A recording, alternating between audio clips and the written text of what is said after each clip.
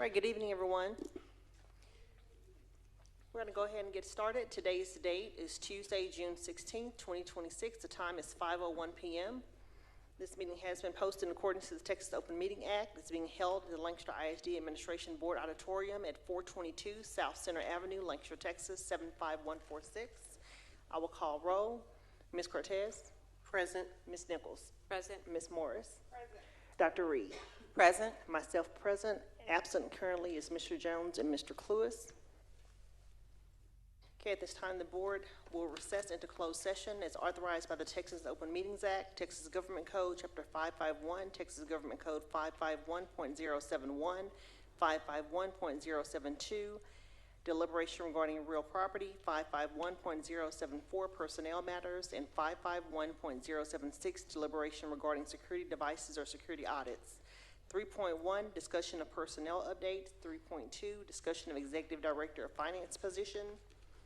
3.3, discussion of the compensation plan for 2026-2027 school year.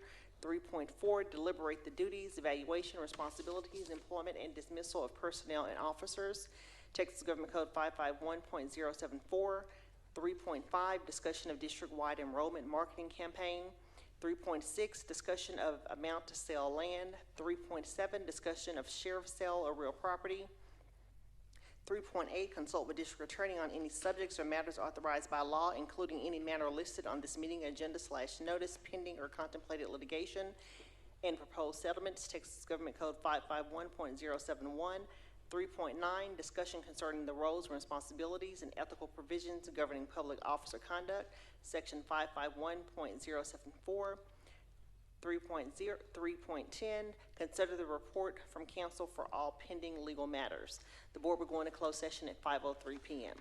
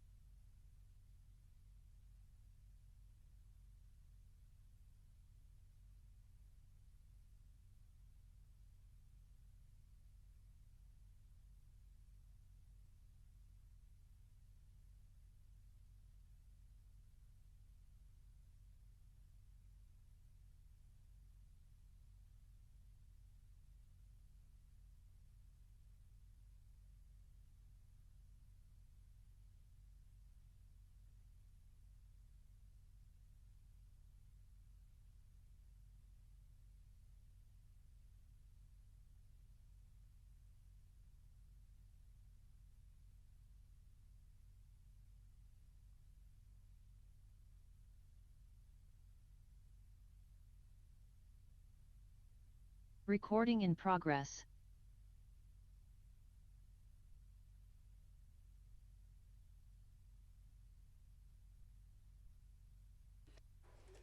All right, good evening, everyone. The board will return into open session. The time is 6:08 p.m. And for the record, Mr. Cluis arrived at 5:16 p.m. Mr. Jones arrived at 6:04 p.m.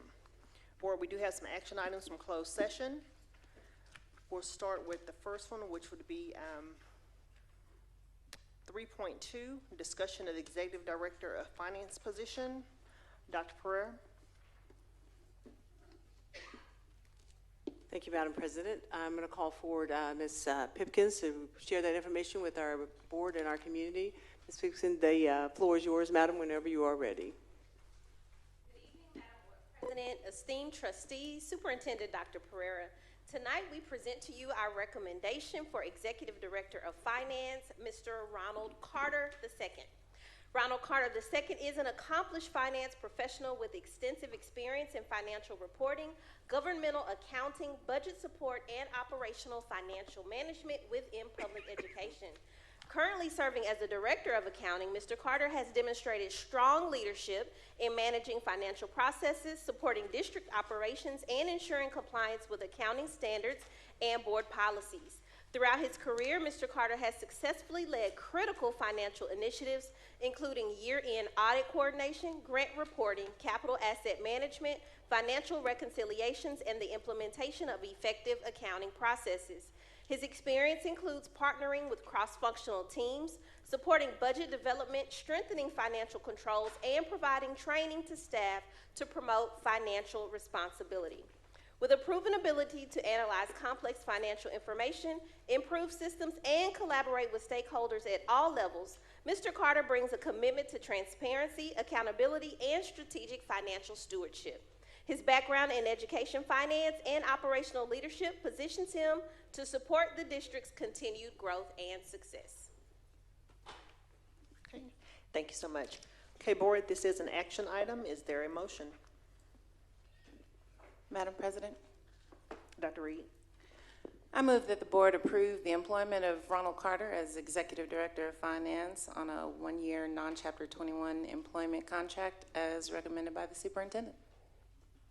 Okay, we have a motion by Dr. Reed. Is there a second? Second. Have a second by Ms. Morris to accept the administration's recommendation for the Executive Director of Finance position for Ronald Carter II. If you all will please vote from your devices.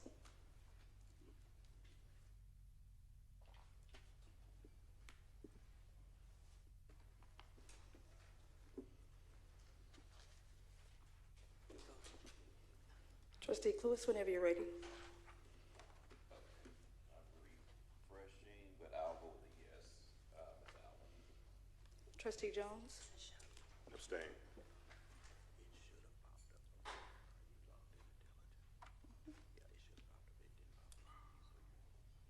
Trustee Dr. Reed. Yes.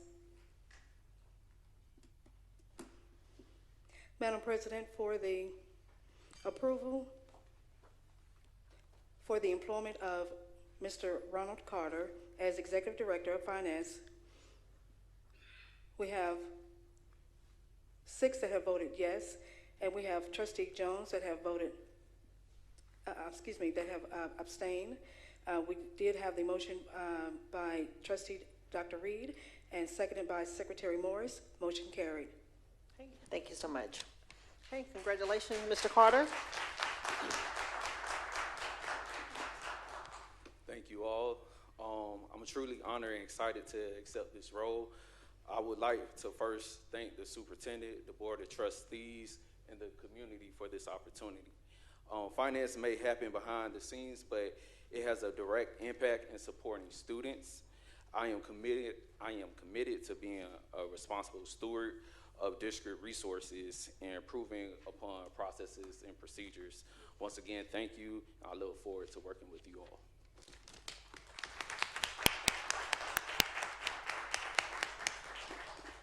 Thank you so much again, and welcome to Lancaster ISD. Okay, board, for the next personnel item, this will be the employment of the high school principal, Dr. Pereira.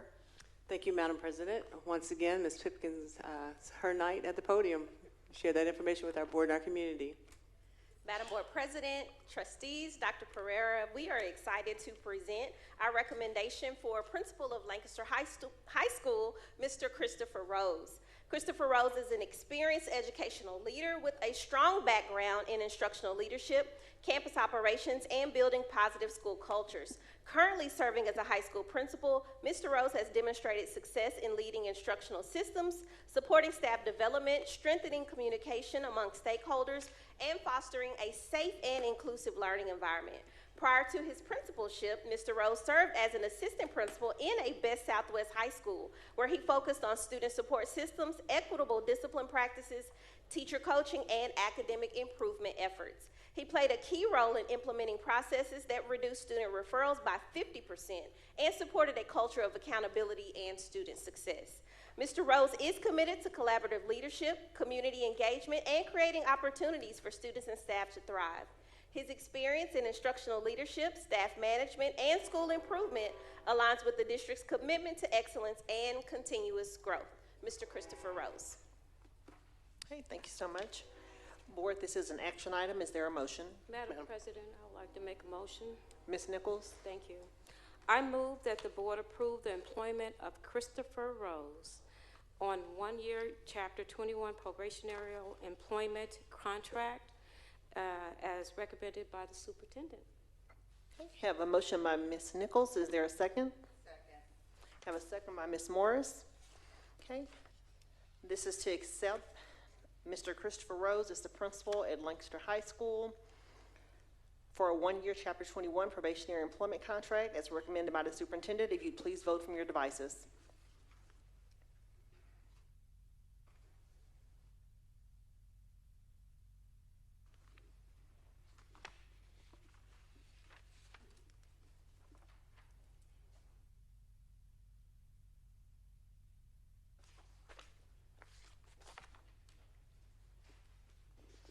Trustee Jones, whenever you're ready.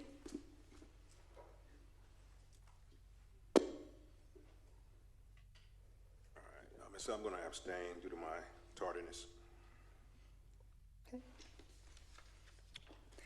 Madam President, for the approval for the employment of Mr. Christopher Rose as Lancaster High School principal, motion was made by Vice President Queenie Nichols, seconded by Secretary Carolyn Morris.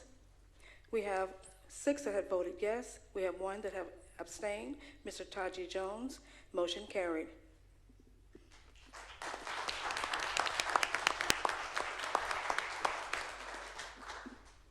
So first I want to thank Board President Hamilton, Vice President and Dr. Nichols, Dr. Pereira, Superintendent, and the members of the board for this incredible opportunity. I also want to thank my wife for 19 years, Miss Marie Rose, for always supporting me as I grow out through this journey. Of course, to my sons, Keyshawn, Amari, and Ty, thank you for sharing your dad along this educational journey with all the different schools and different kids, so thank you for that. Definitely, I want to make sure I recognize my amazing mentors, Dr. Sam Nix, Dr. Mario Lane, who's in the building, also Mr. Brian Bird. Thank you for your guidance, wisdom, and unwavering support. I am truly honored and excited to serve as the principal of Lancaster High School. For many years, I've watched Lancaster's success from afar, and your commitment to excellence in the classroom, on the field, and on the court is a testament to the outstanding leadership and dedication that exists throughout this community. I have no doubt that working together, we will continue the tradition of excellence and build upon that remarkable success that has already been achieved. I'm grateful for the opportunity to join this district, and I'm excited to see what lies ahead. I'm proud to be a part of the Tiger family, and let's go Weibo Nation.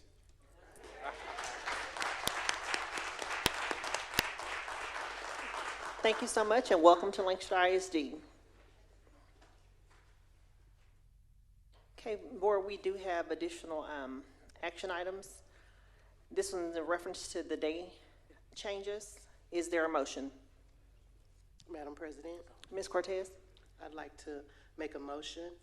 I move that the district amend its compensation plan by deleting athletics director, pay grade 7 position, and adding an executive director athletics, pay grade 9, 251 duty days position as recommended by the superintendent.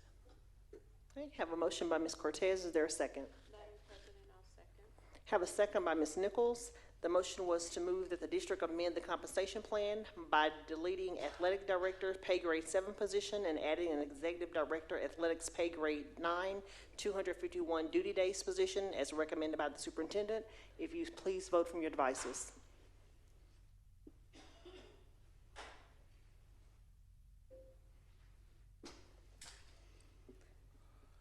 Excuse me, Madam President, on behalf of Lancaster ISD Board of Trustees, to amend the compensation plan by deleting athletics director, pay grade 7 position, and adding an executive director of athletics, pay grade 9, 251 duty days position, as recommended by the superintendent. We have a motion that was made by trustee Janae Cortez, second by Vice President Queenie Nichols. We have 6 that have voted yes, and we have 1 that have abstained. Trustee Taji Jones, motion carried. Thank you so much. Okay.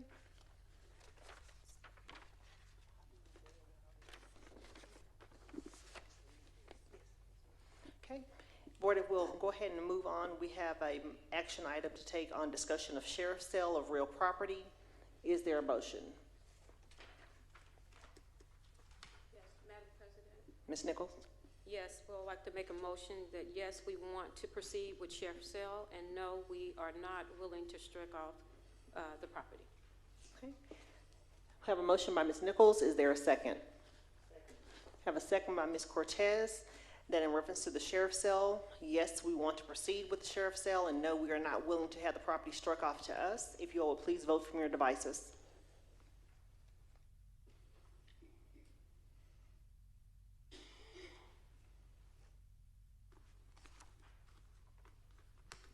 Madam President, whenever you're ready.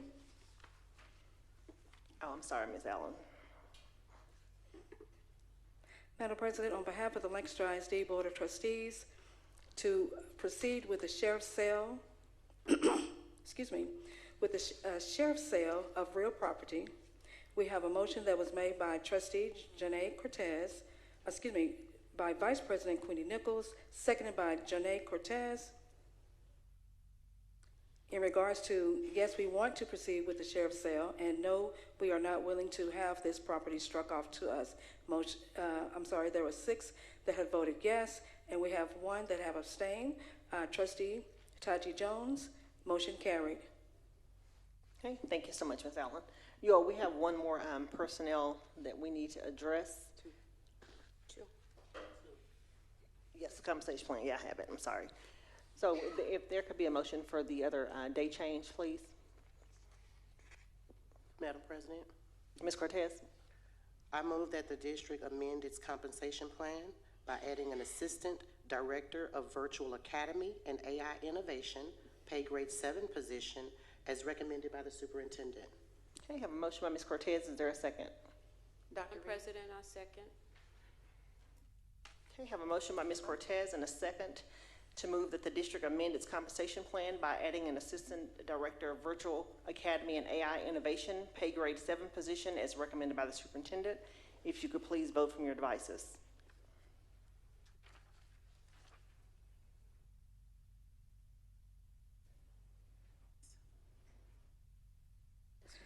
Madam President, on behalf of the Lancaster ISD Board of Trustees, to amend its compensation plan by adding an assistant director of virtual academy and AI innovation, pay grade 7 position, as recommended by the superintendent. Motion was made by trustee Janae Cortez, seconded by Vice President Queenie Nichols. We have 5 that have voted yes. We have 2 that have abstained, trustee Darrell Cluis and trustee Taji Jones. Motion carried.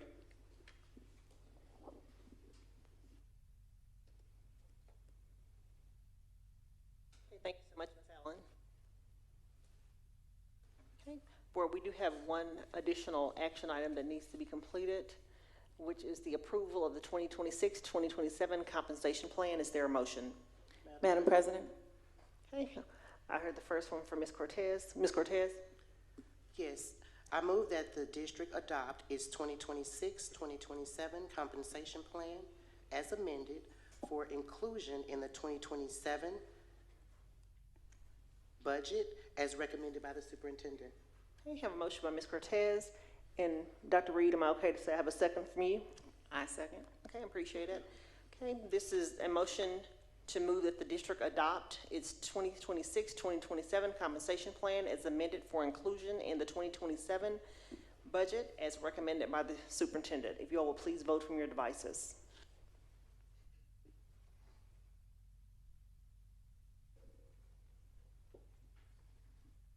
Trustee Cluis, whenever you're ready.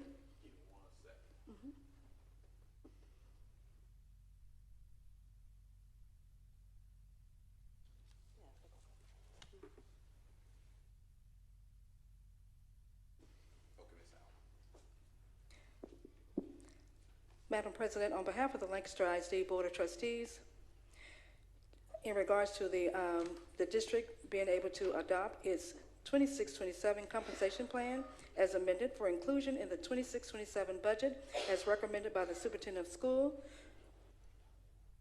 Motion was made by Trustee Janae Cortez, seconded by Dr. LaShonda Reed. We have 6 that have voted yes. We have 1 that have abstained. Trustee Taji Jones, motion carried. Okay, thank you so much, Ms. Allen. At this time, I'd like to take a moment so we can have families and friends to come up and take pictures with Mr. Carter and also Mr. Rose. So if you all would come down to the dais and the photographers would take photos.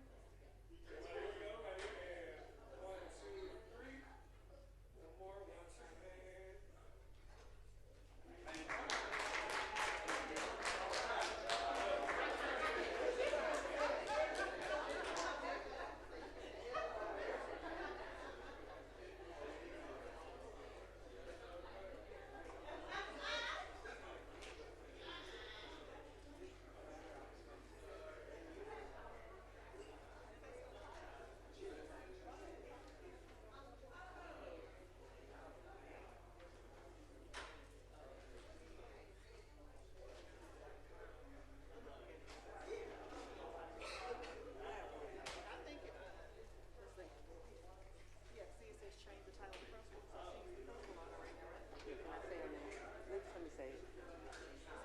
I do want to say it. Huh? No, I got to add something else to it. Something else. you don't have to revote, you voted on it. Okay. I'm just gonna say we like to recognize. Whenever you're ready.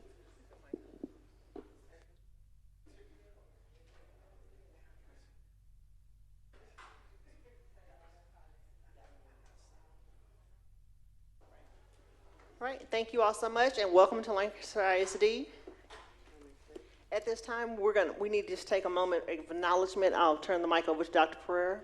Thank you, Madam President. At this time, I wanted to make sure, for full transparency with the community, the title change for the principal, George Washington Carver STEM Learning Center, and the Assistant Director of Virtual Academy is Ms. Gail Wright, and she is here with us in the back. Ms. Gail, if you'll stand up and be recognized, please.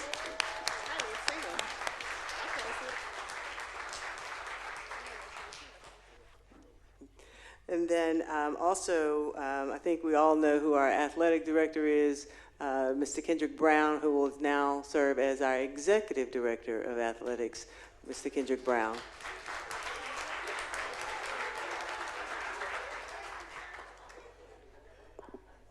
You okay, Ms. Terry? All right, congratulations to you both. Ms. Wright, I didn't know you were here because the column is blocking you. Congratulations. Okay, boy, we're gonna go ahead and continue with our agenda. We have now made it to opening ceremonies. Pledge of Allegiance, the U.S. flag and the Texas flag. Dr. Pereira. Thank you, Madam President. I'm going to turn it over to Ms. Kimberly Simpson to share that information with our board and our community. Ms. Simpson, the floor is yours when you're ready. Thank you, Board President, Board of Trustees, and Dr. Pereira. If everyone could please stand and join me in the pledges.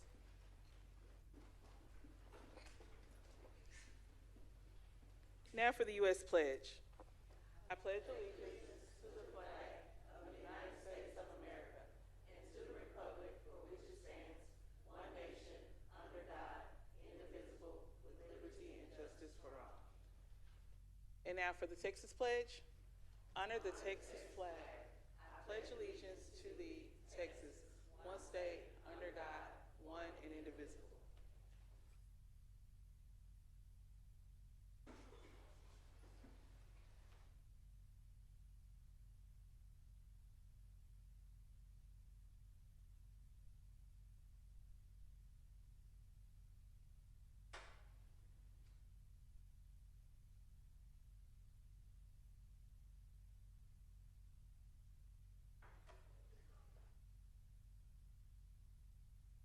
At this time, we're moving on to citizens' communications. Dr. Pereira.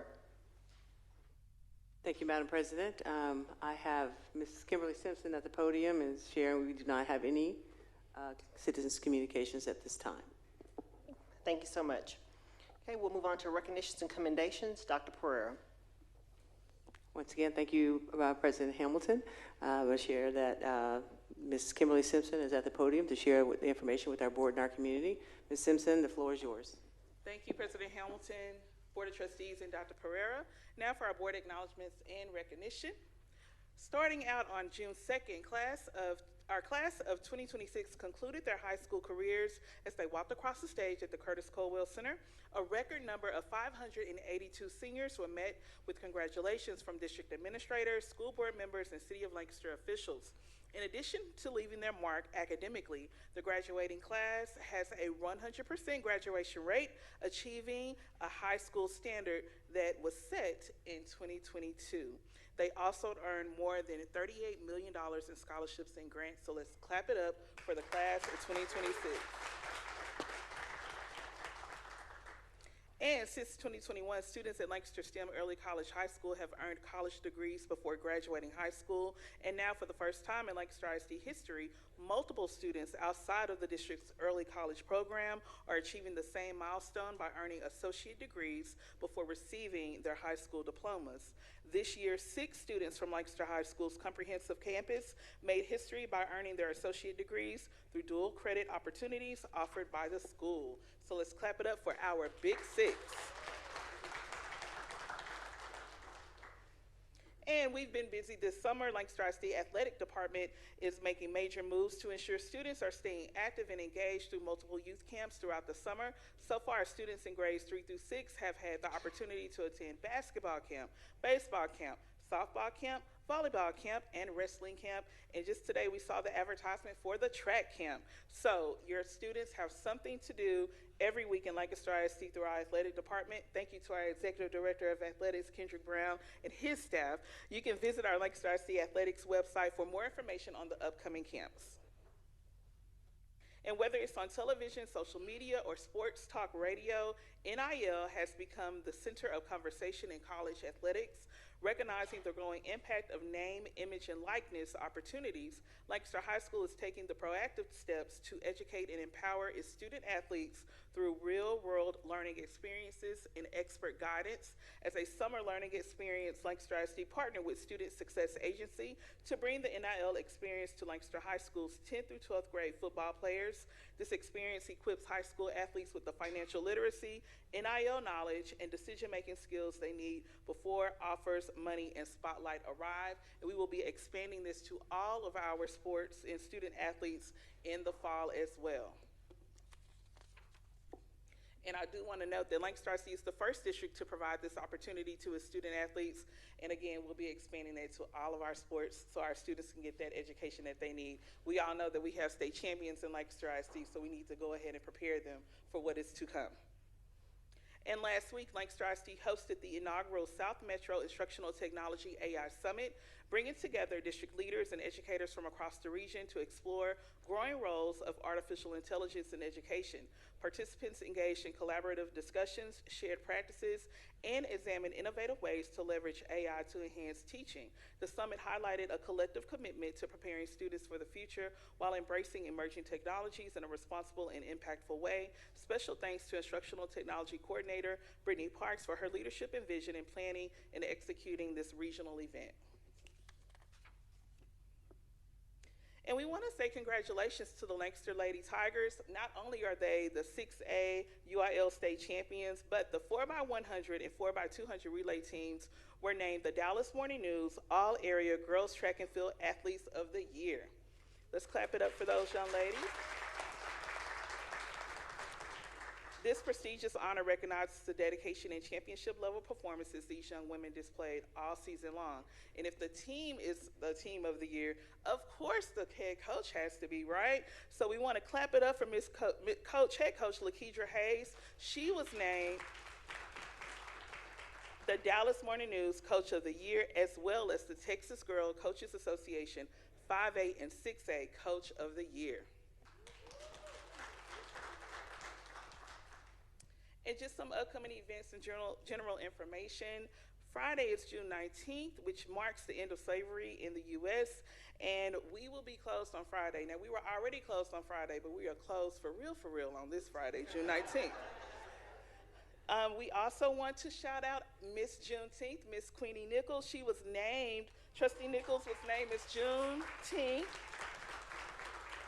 at the Best Southwest Juneteenth Festival that was held in Lancaster last Saturday. So, Ms. Nichols, thank you for representing everything great of service in Lancaster ISD. Congratulations, Ms. Juneteenth. Good job. Good job. Good job. Good job. G-O-O-D-J-O-B. Good job. Good job. And just a reminder, Lancaster ISD will be closed for summer break July 6th through July 10th, and we invite everyone to relax, rest, and recharge. As we prepare for the next school year, the district will reopen on July 13th. And board, at this time, if you could please join me on the floor for special recognitions.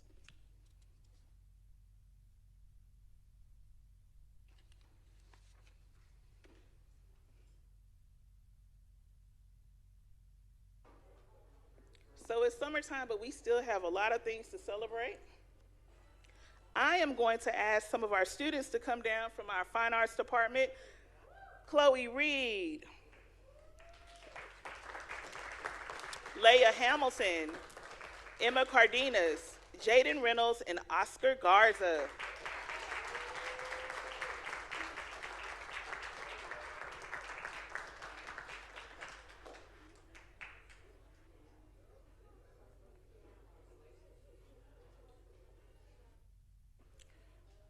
So first, these students are here because we are proud to celebrate their accomplishments of our Fine Arts Department. Jaden Reynolds and Emma Cardenas, you gotta raise your hand so the audience know who you are. They each earned Division II ratings, which is silver medals, for their UIL state solo performance in choir. Let's clap it up for them. Hold on.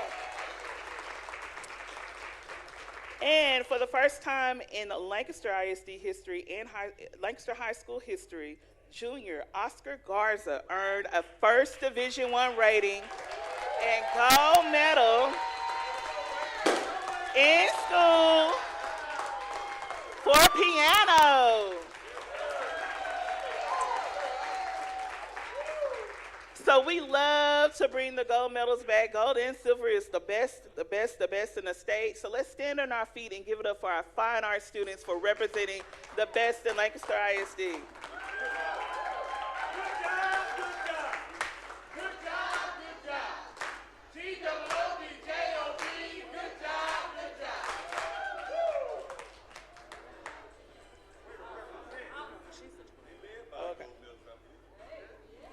And then the senior band twirlers, Elia Hamilton and Chloe Reed, also earned Division II ratings for their twirling solos. So, again, we were represented all over, so thank you for that.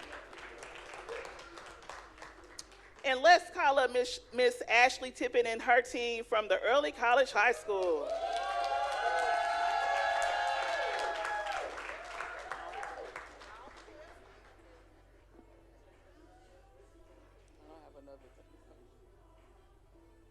So Lancaster ISD's Early College High School earned designated with distinction status from the TEA and Educate Texas for the 2025-2026 school year. What this means is a prestigious recognition. It is the highest designation available and highlights the campus's success in preparing students for college, careers, and future success through rigorous academic opportunities. We would like to recognize Alicia Jackson from Dallas College. She is the success coach and helped with our success as well for her outstanding services to our students. And of course, Ashley Tippett and the wonderful staff of the Early College High School. Congratulations.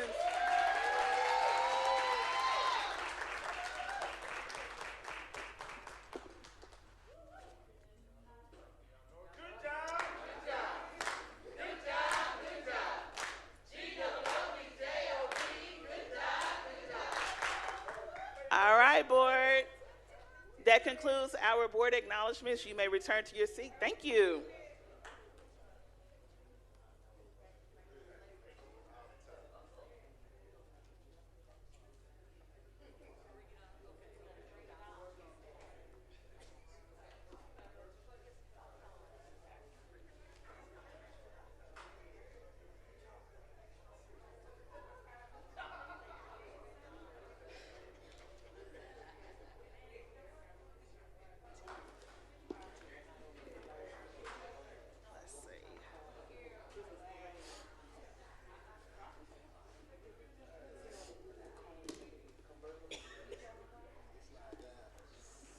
Right, I'd like to say congratulations to everyone that was recognized. We're going to continue with our agenda.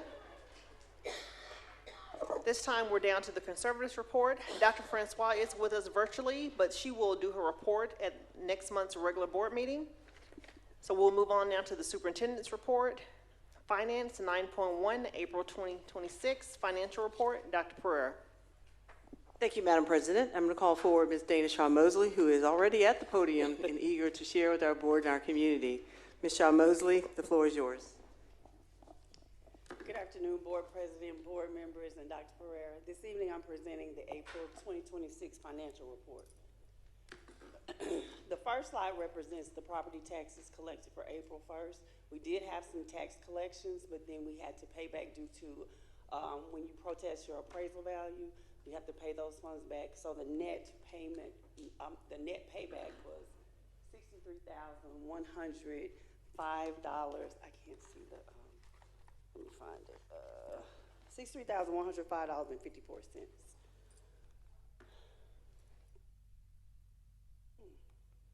Okay.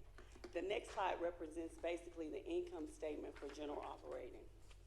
So this slide represents the taxes collected and then the funds for the state revenue we get from TEA. And so one question that we had was that the current projected revenue year-to-date was more for the local revenue and the tax revenue. And so what that represents is that we have collected more than the budgeted amount, because the budget is just the estimate of what we base on our tax collection. So if we collect more money from prior taxes or delinquent taxes, then they also go into there. But keep in mind that you just saw in April where we had to send some back based on protests. So those numbers will fluctuate until we get to the end of August. And also, the bottom represents the expenditures that we have in all the functional codes year-to-date as of April. Let me see, I want to make sure. Okay. So the next slide represents the top 10 revenue drivers, which is our taxes, as I stated before, for M&O, and then also the formula foundation funds that we get from TEA based on the PINS data that we get for our students. The next represents the top 10 expenditures, which is instruction, and then the second being plant and maintenance and operation expenditures. And so the next slide represents the income statement for child nutrition. As noted on there, we did adopt a deficit budget. So currently, with the fund balance that we have for M&O, there's a required, not a required, but we can only have, because child nutrition is different from general operating, you can only have like $3.3 million based on our current budget and the calculation.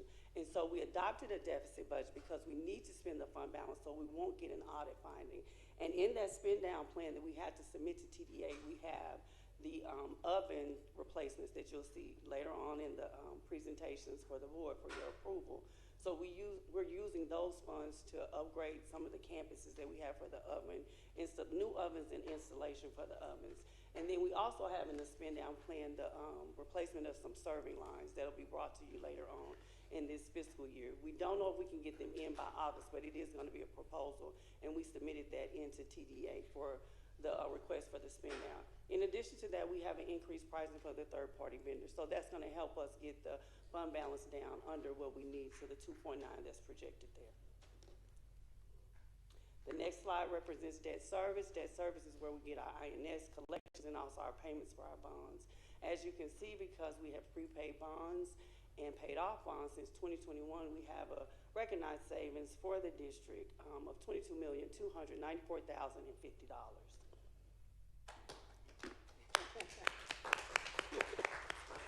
Also, the next slide is the investment portfolio reconciliation. We have two pools, Lone Star and Tex Pool.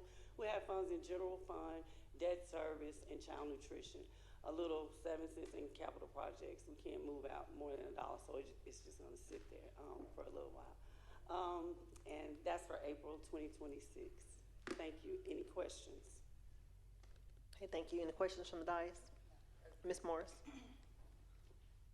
Thank you so much for that report. Just a quick question. I think it was on the first slide that you stated that, there you go, yeah. Right here. Go back, one more. Second slide. Okay.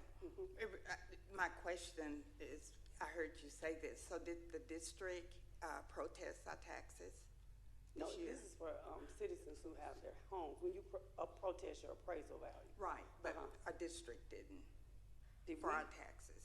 It was just the homeowners. It's homeowners, that's Right. homeowners, yeah. Do you know about how many was it? I can get that information. I don't know that right offhand. That's okay. Thank you. Any other questions? Okay, thank you so much. We'll now move on to maintenance and operations. 9.2, operations update. Dr. Pereira. Thank you, Madam President. I'm going to call forward Dr. Kimbrough to share that information with our board and our community. Dr. Kimbrough, the floor is yours, sir, whenever you are ready. Good evening, Board President Hamilton, distinguished Board of Trustees and Superintendent of Schools, Dr. Pereira. I'm bringing to you our M&O update. Some things that have been happening in M&O. Of course, we help get help for graduation and the setup for graduation. Also working on our summer plans, and most of this is from feedback and walkthroughs with our principals about their buildings. You can see painting is going on, broken chairs, things that they identified to M&O that they needed repaired in their buildings, and we are prioritizing their list and taking care of those things. Also, window seals, some principals had concerns about the windows, so we're resealing those windows. You can see that right in the bottom. And also also doing some work in the kid teacher lounge. Just mainly the things the principals identified to us as we walk through their buildings with them from their staff, correcting those things and prioritizing those things. Also, still doing the floors, the walls, and also anything that we see that we identify in the building that needs to be taken care of. Our major repairs right now are, as you notice in this building, the elevators down and also in West Main. On June 6th, on Saturday, we had a major storm that sent a power surge through, and it damaged admin, elevator, and West Main. It basically fried out the IDE cars that operate those elevators. So we are having to repair those elevators. In those repairs, we always look at preventive maintenance because these things do cost the district lots of money. So we are installing lightning arresters in there to divert those power surges. And those are kind of expensive. They're $5,000 a piece, but they're better than the $30,000 bill we'll have to pay to repair these elevators. On the repair time for these elevators, the parts are on order. We're looking at 2 weeks before we have both of these elevators back up and running. And it's just unfortunate, but we had a storm and it knocked out those elevators. So we are working to get them back up. That is it. All right, thank you. Any questions from the dais? Okay, hearing none, thank you so much. We'll move on to communications, 9.3, communications and end-of-year points of pride update. Dr. Ferrer. Thank you, Madam President. I'm going to call forward Ms. Kimberly Simpson to share that information with the board and the community to highlight points of pride from this past school year. There are a lot. All right, thank you, Madam President, Board of Trustees, and Dr. Pereira. I am pleased to provide a brief end-of-the-year update on the work of the Communications, Marketing, and Community Engagement Department. This year, our team continued to support Lancaster ISD through strategic communications, public relations, crisis management, community engagement, event planning, website management, social media, photography, videography, branding, and marketing efforts. One of our biggest accomplishments was leading the communications and community engagement strategy for the district's bond election. Through community meetings, stakeholder outreach, marketing campaigns, digital communications, and voter education efforts, our team helped communicate the district's vision for the future. These efforts contributed to the successful passage of all 4 of our propositions, resulting in a historic $376 million investment in Lancaster ISD. So throughout this work, you saw many of my team's efforts. So I do want to highlight Ms. LaRonda Elias, our multimedia coordinator, and Miles Robinson, our branding and design coordinator. So they were behind the scenes. You didn't really see them, but you saw the work that they were doing. So I definitely want to affirm them publicly and say thank you for the work that they did in making our bond campaign a success. Throughout the year, we also worked to proactively tell the Lancaster ISD story. Our students, staff, and our parents and everybody literally worked hard to ensure that we got the word out about the bond. One of the things that I just want to highlight is our bond call night, because I really felt like this pushed us over the edge. When I talked to different people throughout districts and when people gave us feedback, they were like, the bond call night, that was something that was innovative, that was something that was done differently, and that was something that was really coordinated with just the ideas from the team. And so I just want to say thank you to the board members who came out that evening to make those phone calls. When you look at those numbers and when you look at the day that people actually went out and voted, you can kind of see the push, and I do give credit to that bond call night. So just definitely want to shout that out a little bit. Throughout the year, we also worked to proactively tell the story about Lancaster ISD. Our students, staff, and programs were featured by WFAA, NBC5, CBS Texas, the Dallas Morning News, and even People magazine. Coverage highlighted everything from our convocation in Webo Market, our superintendent on the horse, to our student-run coffee shop, athletic success, and academic achievements.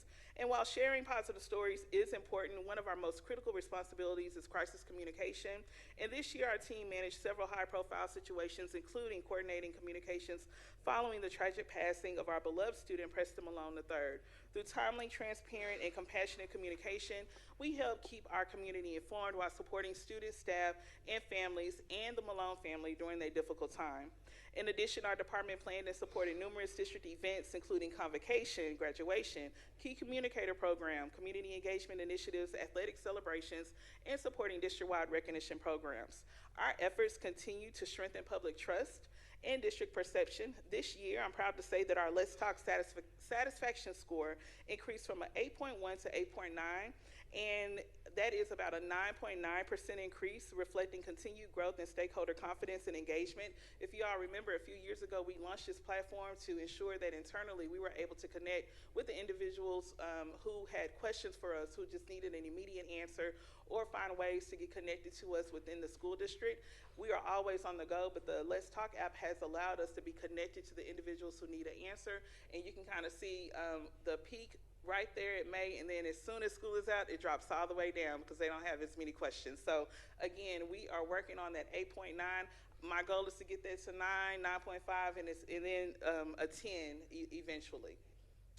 Another thing I definitely want to highlight is our social media. We get compliments all the time, so I definitely want to shout out LaRonda Lyles because she is our multimedia coordinator who manages our social media.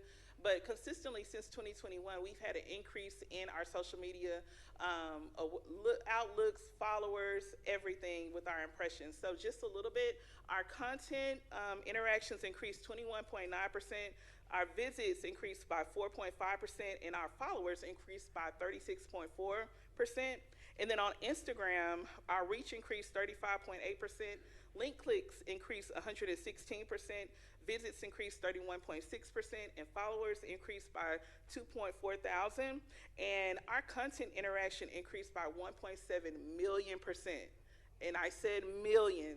That is so good, and I credit that to the wonderful things we have going on in the district because people are watching us. We had a lot of great moments in Lancaster ISD, and it's reflected in our social media viewership and the number of impressions that we received. So kudos to our district for doing things that people care about and watching us. I think you heard our new principal say he's been watching us from afar, so I'm sure that he's a follower as well. So thank you to that.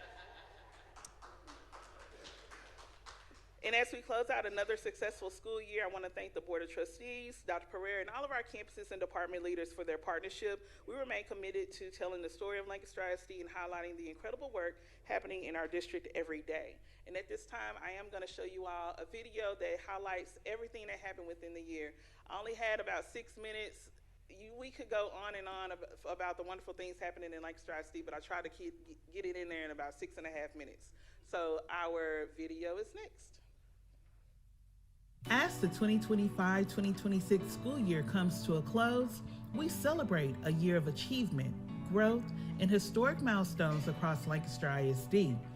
From academic excellence and athletic success to a historic bond campaign, here's a look back at an unforgettable year. This year, Lancaster ISD received recognition at both the state and national levels. Superintendent Dr. Catrice Pereira was named the National Alliance of Black School Educator Superintendent of the Year. Lancaster ISD was recognized as the Texas Alliance of Black School Educators Demonstration District of the Year, and George Washington Carver 6th Grade STEM Learning Center was named the Texas Alliance of Black School Educators Demonstration School of the Year. Lancaster High School celebrated its 5th consecutive year of a 100% graduation rate, a reflection of the dedication of our students, staff, families, and community. We are also proud to share that 93 students earned associate degrees through Dallas College before receiving their high school diplomas, including 87 students from the early college program and 6 students from Lancaster High School. Academic excellence was on full display across Lancaster ISD. Students demonstrated impressive growth in reading, math, and college readiness, and advanced academics. FAFSA completion increased by 54%, TSI-2 performance outpaced neighboring school districts, and Lancaster ISD's Early College High School earned the prestigious Designated with Distinction recognition. The district also celebrated a major milestone as GWC successfully exited school improvement status. Lancaster ISD also celebrated outstanding leadership within teaching and learning. Deputy Superintendent Dr. Cassandra Barker was named Lancaster ISD's Employee of the Year, while Chief of Access and Accountability, Platanya Bell, was recognized as Lancaster ISD's Instructional Employee of the Year. Career and technical education continued creating pathways to future success. Students earned more than 330 industry certifications, launched new P-TECH opportunities, earned college credit as freshmen, and excelled in regional and state competition. Lancaster ISD athletes made history this year. The Lancaster High School girls basketball team captured the UIL Class 6A Division II state championship, while the girls track and field team earned the state championship title and set a national record in the 4x100 meter relay. Beyond state championships, Lancaster ISD student athletes earned more than $2.5 million in athletic scholarships. The arts continue to thrive as students earn state recognition in piano, band, choir, visual arts, and advanced placement programs. Student Services continued supporting student success through increased attendance, expanded family engagement opportunities, and initiatives designed to strengthen student achievement, well-being, and school culture. From food assistance and student health initiatives to emotional support through our Therapy Dog program, Student Services remained focused on meeting the needs of every student. The Special Education Department continued creating meaningful opportunities for students and families. The team completed 187 evaluations with 100% compliance and increased attendance at strengthening family events by more than 200%. Students also shine through programs like the Tiger Coffee Shop, Tiger Olympic Basketball Tournament, and the district's first Special Beauty Fashion Show. Technology enhancements strengthened learning and safety across the district. Lancaster ISD distributed more than 2,000 student devices, upgraded emergency communication systems, expanded campus connectivity, enhanced cybersecurity protections, and implemented new classroom safety technologies. The Lancaster ISD Police Department remained committed to safety while strengthening relationships with students, family, and the community. Behind the scenes, the maintenance, operations, and transportation teams worked tirelessly to improve facilities, enhance infrastructure, reduce operational costs, and prepare for future bond projects. Human Resources strengthened Lancaster ISD through employee recruitment, professional development, ethics training, and staff recognition programs. The department also launched New Hire Academy 2025 and hosted district-wide job fairs. Financial stewardship remained a hallmark of Lancaster ISD. The district earned a superior first rating, received a clean audit report with no findings, and successfully supported planning efforts that contributed to the voter-approved $376 million bond program. In recognition of its exceptional service, innovation, and commitment to operational excellence, the Financial Service Department was named Lancaster ISD's Department of the Year for 2025-2026. The Lancaster community approved the largest bond program in district history, a $376 million investment in the future of Lancaster ISD.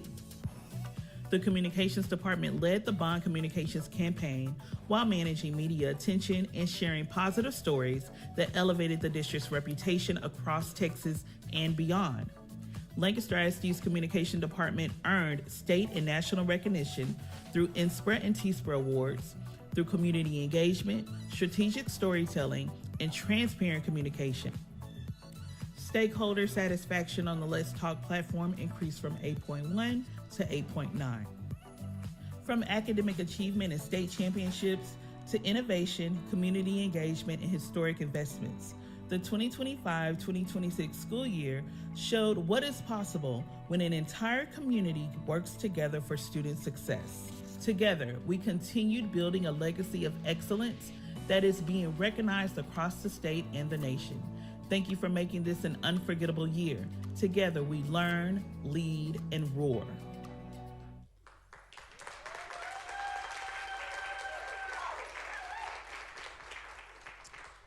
And that concludes my communications report. Thank you. Thank you.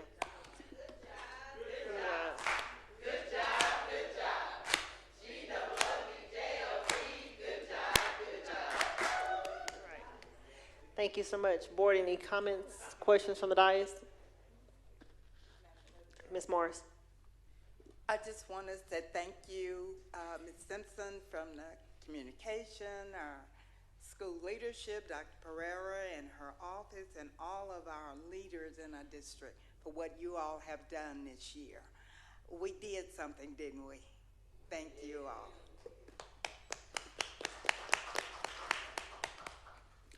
Thank you. We'll move on to teaching and learning, 9.4, attendance and discipline report. Dr. Pereira. Thank you, Madam President. I have Dr. Jackson already at the podium to prepare to share that information with our community and our board. Dr. Jackson, the floor is yours, sir. Yes. Greetings, President Hamilton, distinguished board members, and Superintendent Dr. Pereira. At this particular time, I would like to share with you our attendance and discipline report for the 25-26 school year. And we'll be comparing our results from the 24-25 school year. Before I begin, there's an acronym we use in student services called ABGs. That's attendance, behavior, and grades. That is something we monitor daily. And of course, again on Fridays, on the weekend, and Fridays and also on the weekends as well. We feel these ABGs are essential ingredients in our gumbo of academic achievement. And Dr. Barker and Ms. Bell will be sharing that gumbo with you immediately after this presentation. But as you can see here, we have had some major decreases in in-school suspensions and out-of-school suspensions. In in-school suspensions, we've had a total of 36.7% decrease. Out-of-school suspensions, 15.3%. And a combined total discipline days decrease at 24.4%.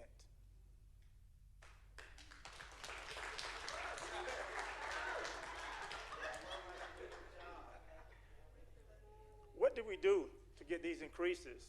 There's a couple things.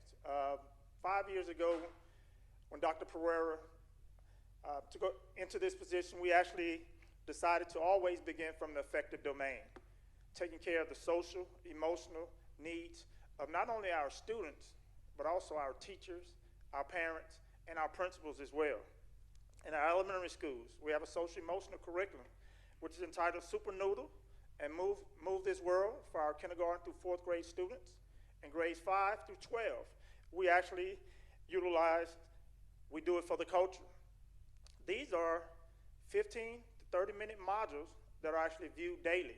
And some schools actually have embedded these in their content areas, usually as social studies or a history class. In addition to that, we've added 6 new partners in that counseling services, where we already have 3 in line for the 26-27 school year, where we already have 5 that we're currently using right now, of course, with MetroCare and Dallas Behavior being our strongest partnership. We've had them for 5 years. In addition to that, we've offered professional learning for our teachers around de-escalation skills, how to transform negative behavior, and how to build positive relationship with students. At our elementary schools, some of our top, and our middle schools and our high schools, some of our top 4 disciplinaries are code of conduct, we have insubordination, fighting, and disrupting the school environment.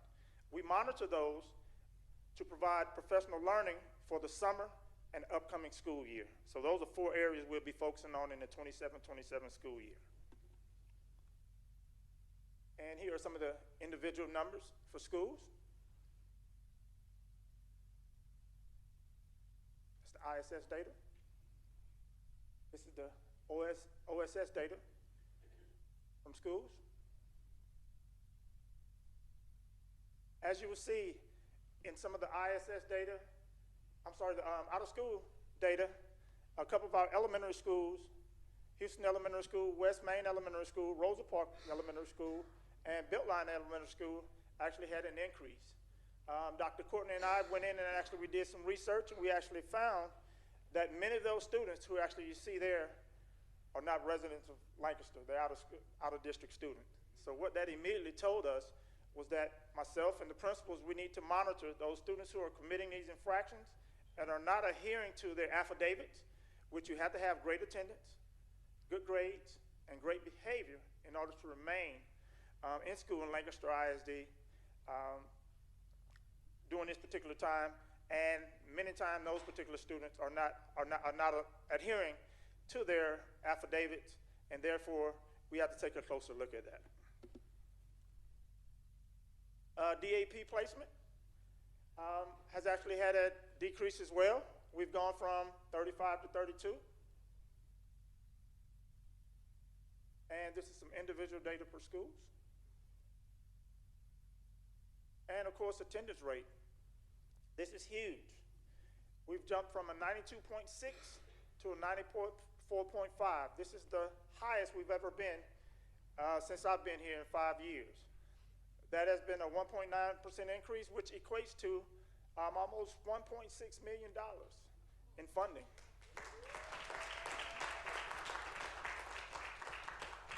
As we look back over the years, what were some of the things that we actually did different this year to actually make that jump? A couple things. Number one, we had very, very active attendance teams on each campus. One of the things Dr. Courtney and his team did was we moved from weekly monitors to daily monitors. Usually from a truancy standpoint, you gotta have 2 to 3 days and then you start calling. No, we check on our kids on a daily basis. Of course, they get the robocall, but we call on them daily to see if, are you just okay? Yes, I had an appointment, Dr. Jackson or Dr. Courtney at 9 o'clock, then the child had one at 11, we'll be there tomorrow. We're making that connection with the families, and we do it on a daily basis this year as opposed to weekly basis. I mentioned to you the personal connections, and most importantly, our early warning systems. Currently this year, we have a system where we can literally push a button, and we can actually tell what's going on in every school, every single day. Dr. Barker is addicted to it, I'm addicted to it, Dr. Courtney is addicted to it, and even our superintendent called me at lunch one time and told me that the percentage went from 94% last week to 92%. That was a shocker to me. I called Dr. Courtney. We went to the high school because we found out that was the problem. Come to find out, we had some teachers that were not taking their attendance. Ms. Jett immediately rectified that. Dr. Pereira checked the attendance the next week, and she said, thank you, Dr. Jackson. So we're really monitoring that with our early warning systems. Next, we celebrate good attendance. You saw the great increase at the secondary level. They're throwing parties for those students who are coming to school on Fridays, and that's been a big hit. You've already heard the stories of removing the transportation barriers. As I traveled the country, I realized that we're one of the only few school districts where the superintendent have the student services department have access to the vehicles, where students, if they need rides to school, and they have a major, major barrier, we're able to go pick them up and bring them to school. And we've increased family communication, and most importantly, and you're going to see this in this gumbo of student achievement that Dr. Barker and Ms. Bell will be presenting, you have to make school a place to learn. The level of rigor is increasing, but most importantly, our kids want to come to school. Our kids want to be with their teachers. And those are some of the things we actually did different this year to achieve this result from an attendance standpoint. And of course, this is another comparison here. And of course, with the attendance piece, I mentioned J.D. Hall. J.D. Hall's attendance is 96%, although they're separate. And I realized I forgot to put them on here. And this is the comparative data in bar graph format. And thank you very much. Great, thank you so much. Any questions, comments from the dais? Madam. Ms. Morris? Yes. Dr. Jackson, a quick question on the increase on OSS. Could you tell me, I know you mentioned that you looked at some of the students that were not in district, and you all are looking and watching that. But do you also look to see if any of those students where their behaviors have made our numbers go up, if they're at-risk students, meaning something else is going on due to behaviors? Yes, ma'am. That can be the case sometime. In addition to that, what we've actually found is we need to do some additional professional learning with our teachers, because many times we realize it's a bad exchange. The child did something, very frustrated, agitated.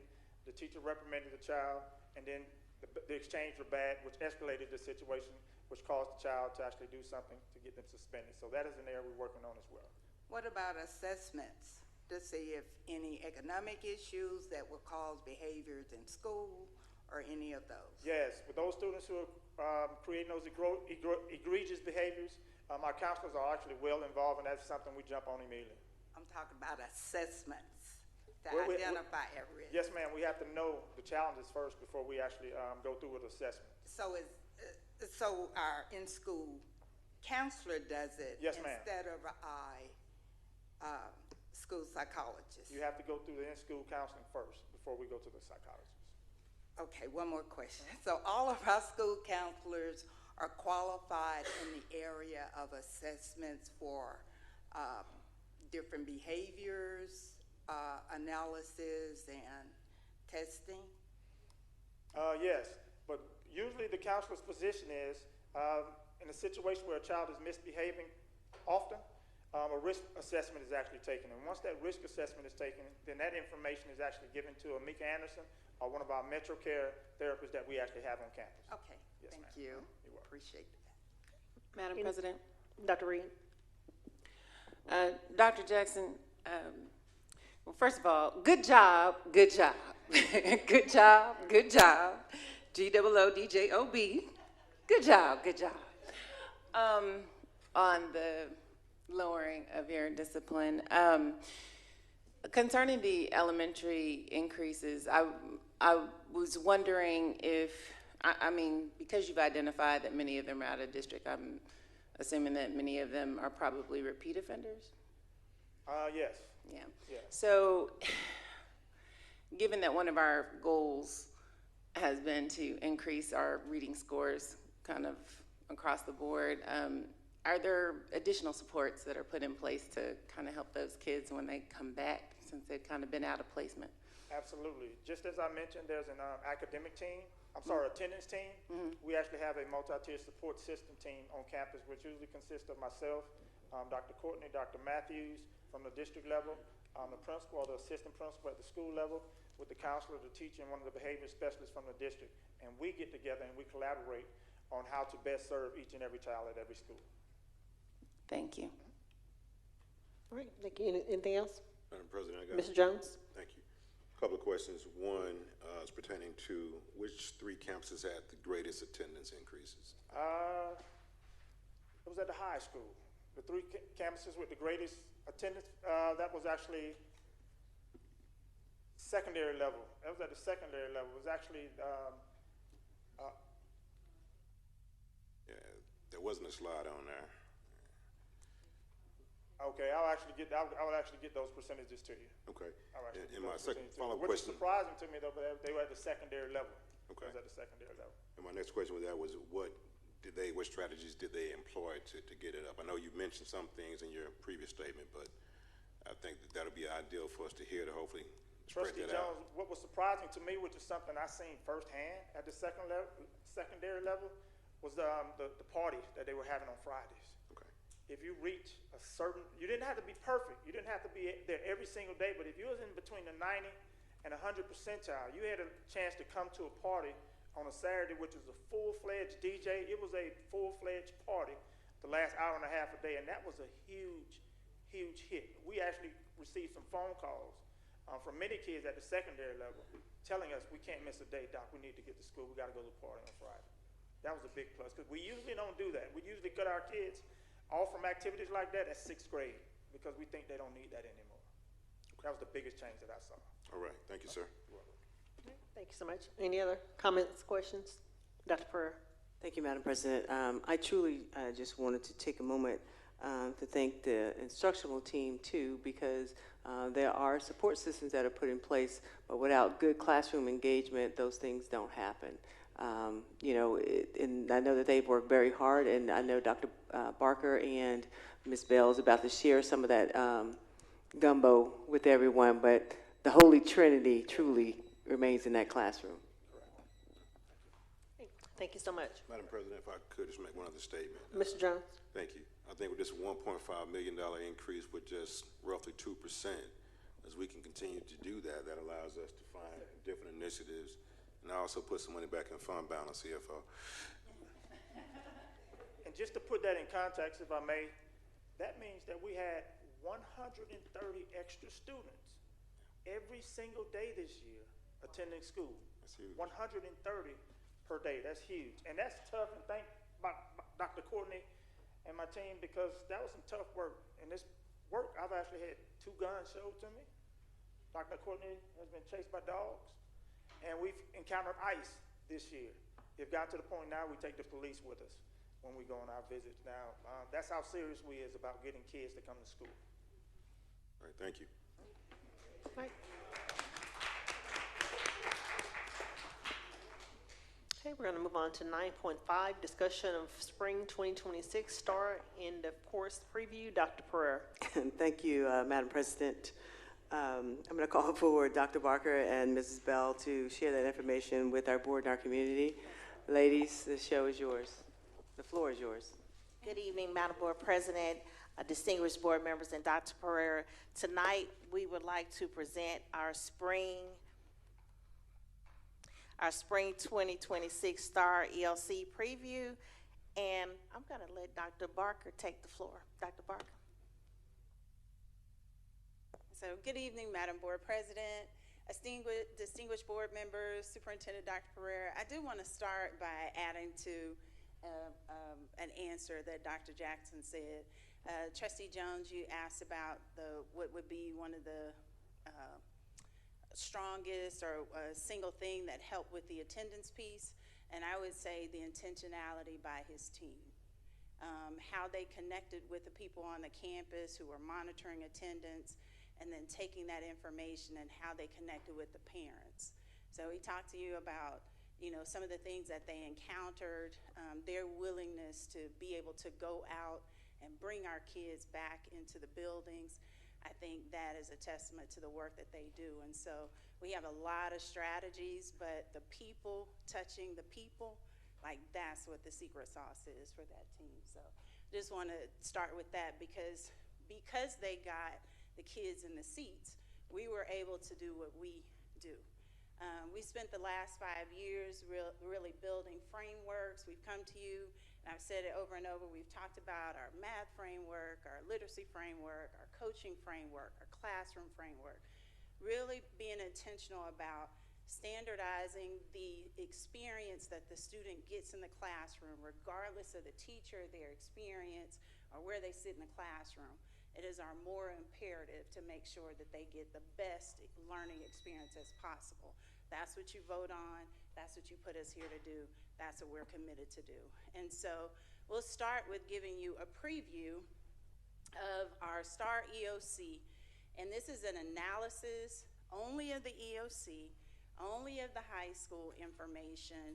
As you may know, we don't have complete 3 through 8 information yet. Science scores have not come back. But what we did was we partner with Commit. They take our information, they take our partners around, and they give us a comparison, and we talk about what works. And then we all go back and do what's best for our students. So just want to show you a few things, and this is a PowerPoint, a PDF, and so Miss thank you. She always got me. Miss Simpson is going to help a little bit with this. Just want to remind you and remind everyone that Board Goal 1 really talks about ensuring that our students achieve growth or achieve the growth equivalent to 1 grade level in both reading and math every school year. And so with that, that's equivalent, even though we know we can find the measure of 1 grade level, if they go from, from did not meet to low approaches or low approaches to high approaches, there's some in there, but the standard all around is meets level data. And so that's what, when we started the year, we started talking about meets level data. And so we're just gonna call out meets level data, and I keep saying meets for a reason. So you will see across these, Lancaster is called out all around. Lancaster led across the board in the rise and overall EOC meets data, jumping 16 percentage points. And so if you look at the districts there, Dallas ISD is there, Mesquite's there, Uplift, Grand Prairie, Garland, CFB and Richardson. There are a couple who didn't turn their data in for whatever reason, and so they shall go unnamed. But we know who they are.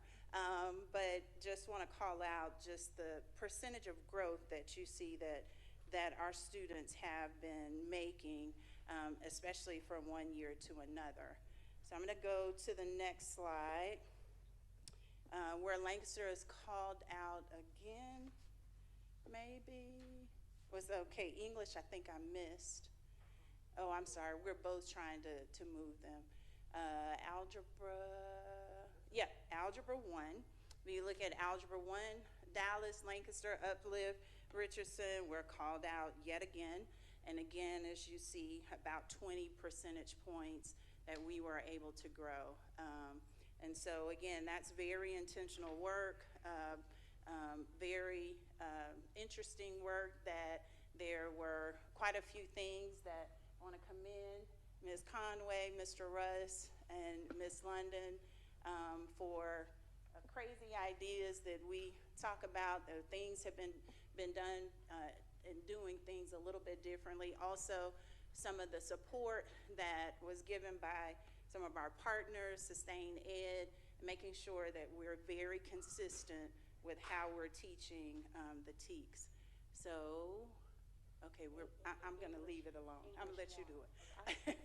So English 1, again, looking at MEETS data, we didn't quite hit 10% or double digits, but 9%, significant growth. But as you can see, we're at, as far as for MEETS data, almost half of our kids were able to experience or able to achieve MEETS level, the MEETS level, which is the same as Dallas County. So that includes everybody all around. Our students are scoring either at or above in almost every one of the every one of the tests. So let's go ahead to English 2. English 2, there was a rise of almost 20%. Our students were scoring, our students achieved above Dallas County. This was just want to call out, this is one of the cohorts that we have been watching. This was the cohort there was a question asked about supports when we draw them back in. And so we look at students individually, we look at our resources, we match what they need, meet with parents, student services is involved. It is a full hands-on effort because again, we want to make sure we reach the goal, but it's our moral imperative and our promise to our community. And so this is the cohort that when GWC was put into school improvement, they were 6th graders. So the amount of support and growth to see them and see them now that they have surpassed Dallas County is an awesome, awesome.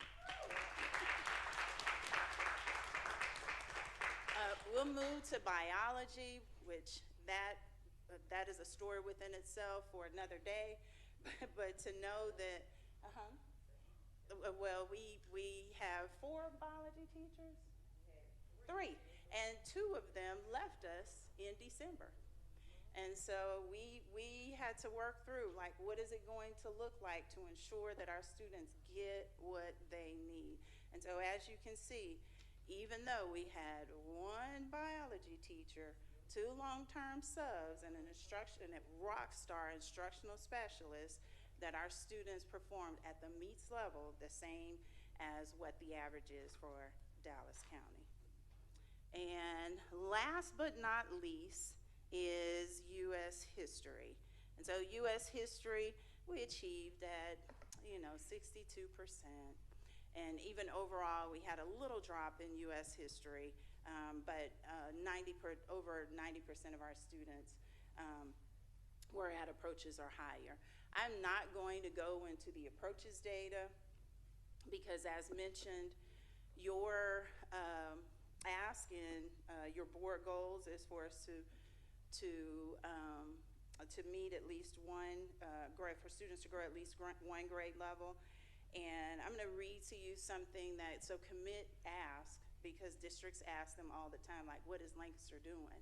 And I sent a message. I said, at the secondary level, we believe this growth is the result of a sustained effort over the past 5 years.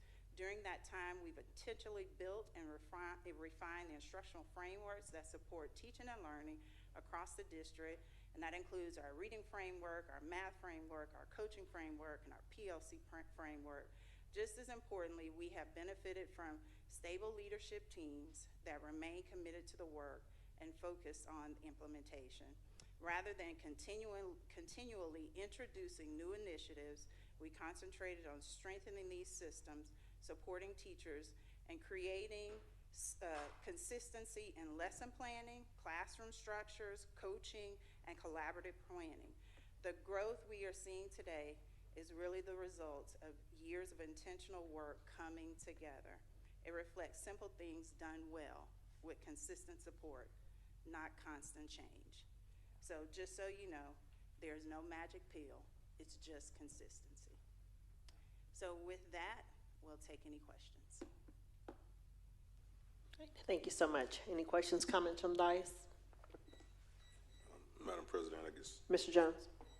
Yeah, I just wanted to commend the team, the campuses for the work that's done as it relates to the performance that we have on EOC thus far.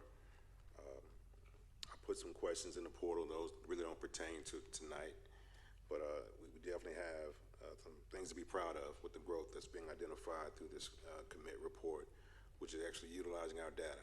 So I want to commend you guys for that. We always got some places to go.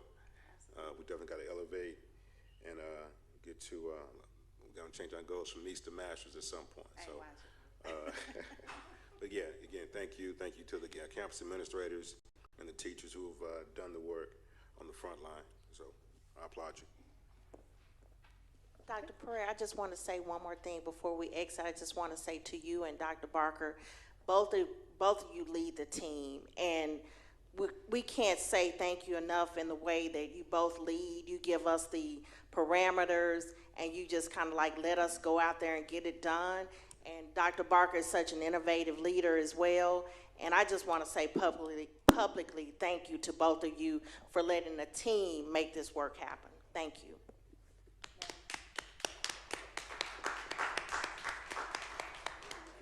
Ms. Morris? Yes, thank you. I want to echo with Trustee Jones. You all have did an awesome job this year, the last 5 years, when we look at our graduation rate. And just everyday life of a student here in Lancaster, this is their second home that we have given them. And I want to thank all of you all for doing that, because it makes a difference. Some may not eat at home. Some may not be able to focus, but you all have surely stayed on our goals to focus on the children and directly on the children, and thank you again. Madam President? Dr. Reed? I didn't know about the biology situation, but that's amazing. I just wanted to say, as a principal, that's a lot to overcome, and so congratulations for all of your scores and all of what you overcame to accomplish that. It's really great. So I will say there are a lot of stories very similar embedded in that. We don't complain about it.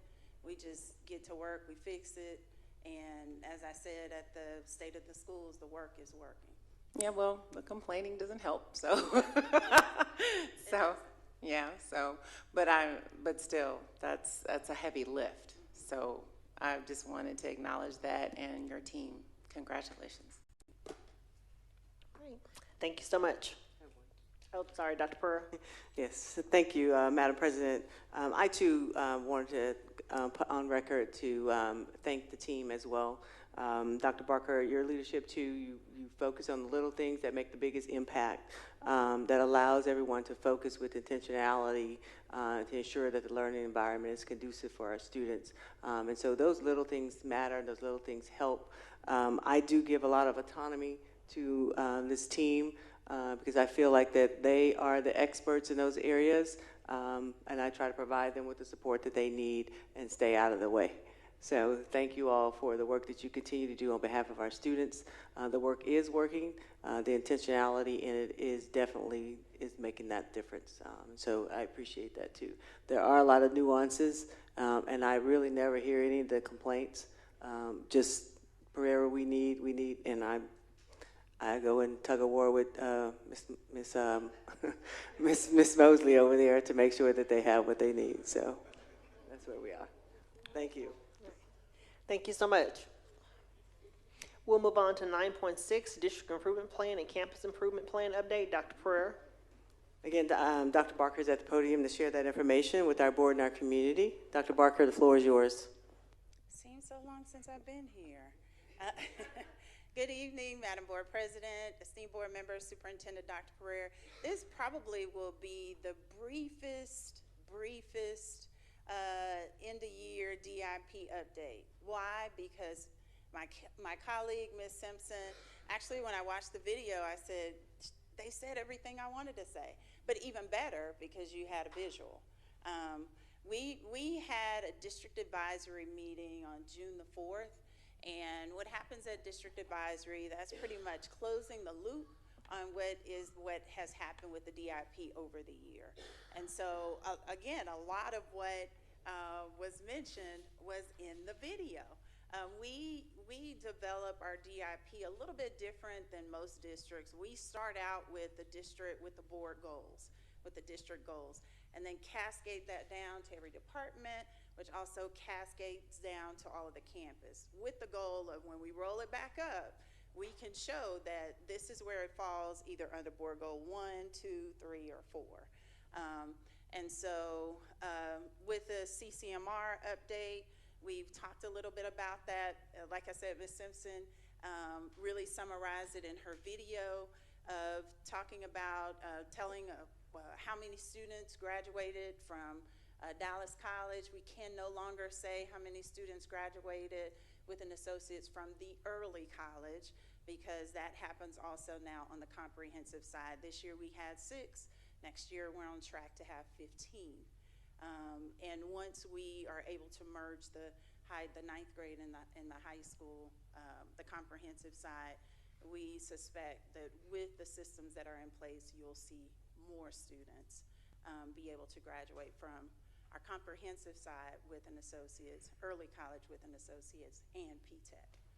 And so, so you'll see there that information, TSI Math, TSI Reading. We partnered, and I'll speak later about one of our partners that have helped us to get that number up for an overall number of students that are TSI Met. You see the strategy, Strategy 3, Ms. Bell talked to you a little bit about EIF, college advising, and some of the resources, the tools that we use there. Ms. Simpson mentioned in her video about college applications, financial aid, and some things with the senior survey. Talk a little bit, we talked in the advisory, gave some updates, or talked about some of our priorities with our counselors. Again, I will not read through all of these because the video explained almost everything. Look, I do want to point out, and Ms. Cromer gives updates twice a year about SPED, and I do want to point out that special ed is called out in our DIP specifically because of the results-driven accountability, to make sure that that's top of mind, that we're paying attention to RDA.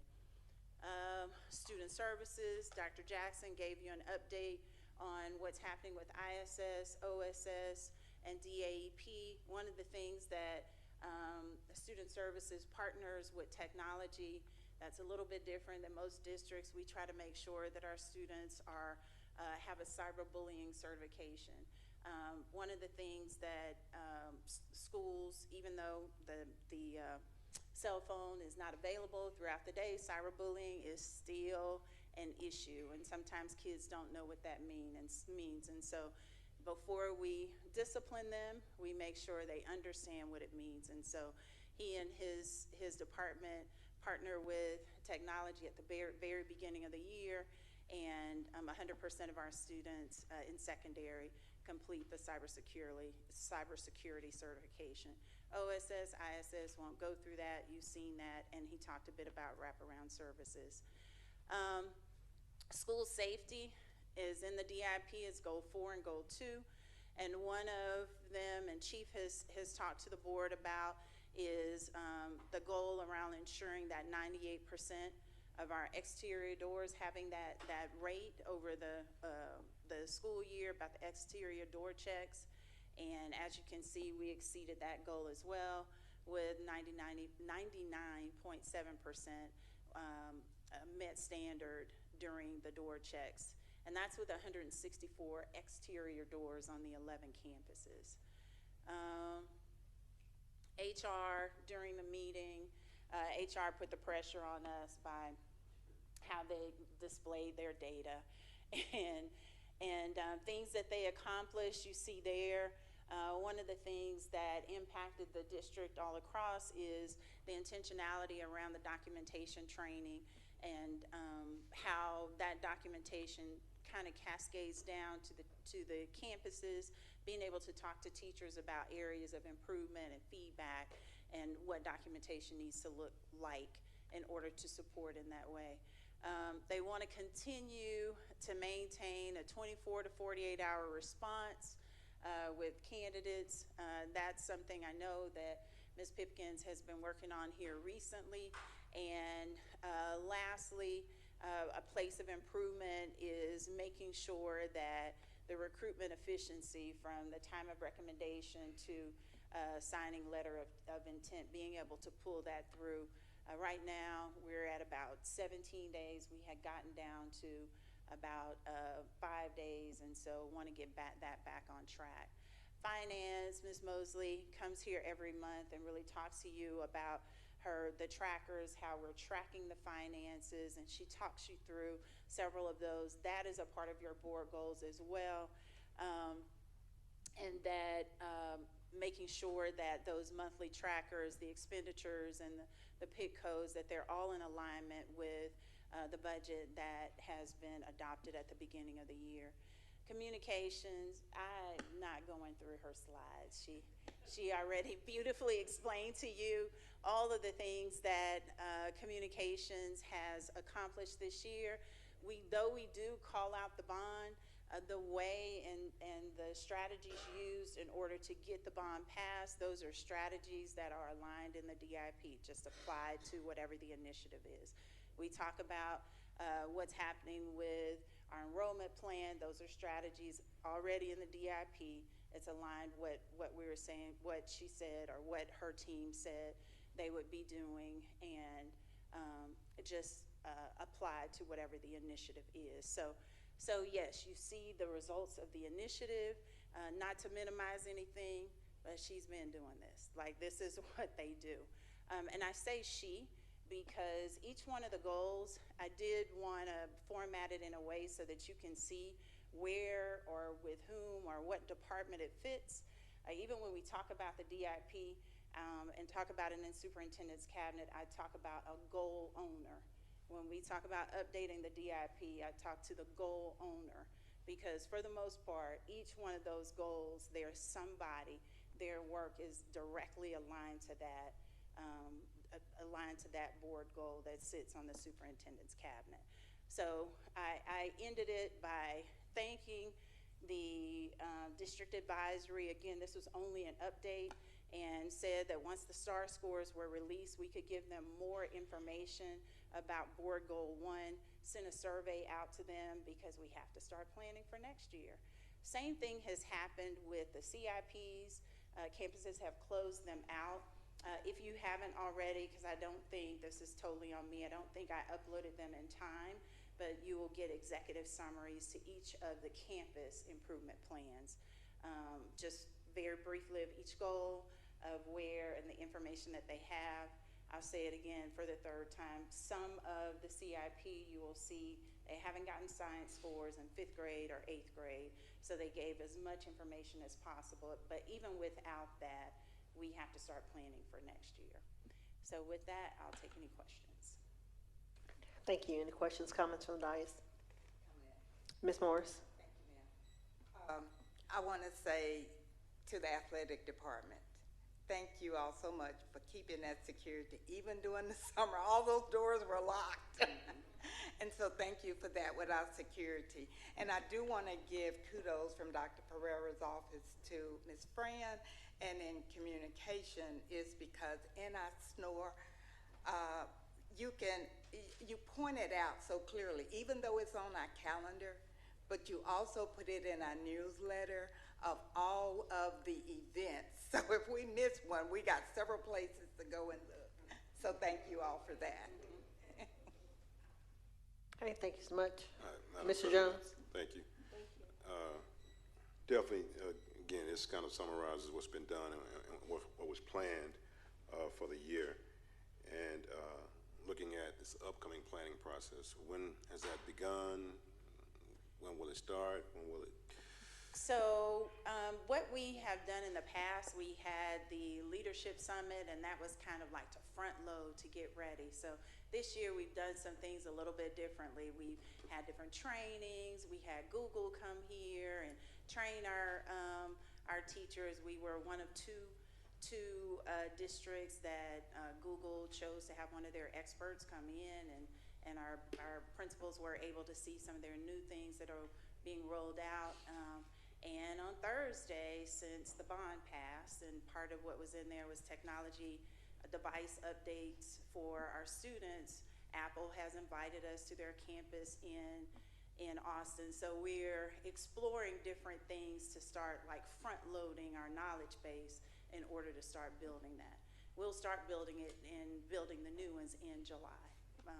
Again, we're waiting to make sure we have complete data in order to make sure our strategies align with what we're going to do.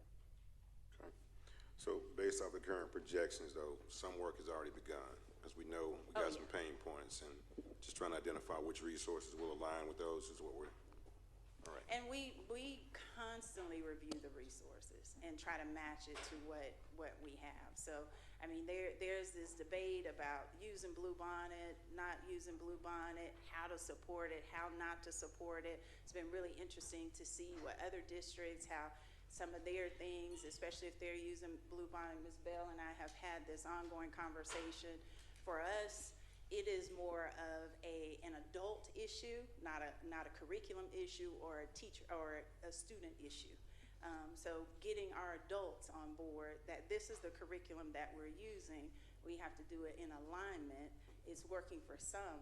Why is it not working for? That's just an example. And I'm not saying Bluebonnet's not working altogether. I probably should have used another curriculum since that one's controversial. But we're constantly reviewing. We surveyed after the scores came out. You know, what happened, what didn't happen, how did we pivot, how haven't we pivot, and we talk about those things to try to make sure that when we do start officially building that DIP, that we have kind of worked through those kinks, we've learned about different things, and that we're actually building a plan that supports our students the way we need to support them. Okay. And with that being said, you bring up another question, I guess. As far as the districts in which we are compared with in that commit report, how many of those are utilizing the same curriculums that we're using? Almost all. Okay. Almost all, and almost all of them partner with some of the same partners that we're partnering with, and almost all of them are utilizing the same resources that we're providing. How we are using them in Fidelity is what the question is, what define Fidelity. On different campuses, there may be variance. And so that's something that we tried to prevent when we talked about building frameworks. Like, this is a standardized way of how we are going to do it. That way we can pinpoint what the issue is. We just kind of have to go back to figure out how we can get back into the framework so that we actually know how to help our students. Because at the end of the day, when we don't follow it the same way, we're providing support, but is that the support that our students need?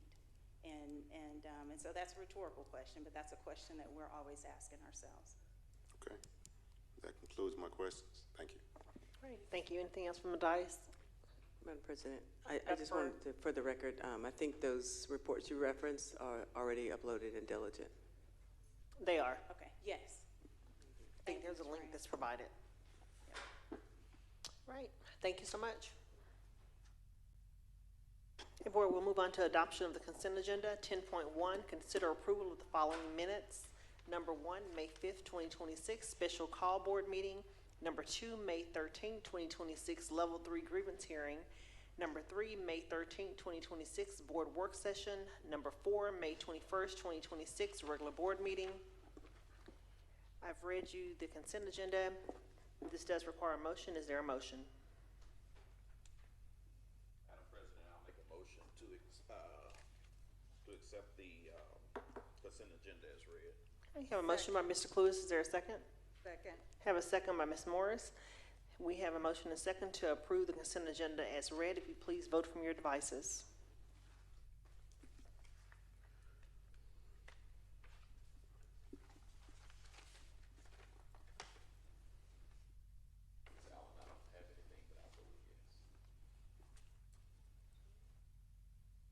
Vice President Nichols, whenever you're ready.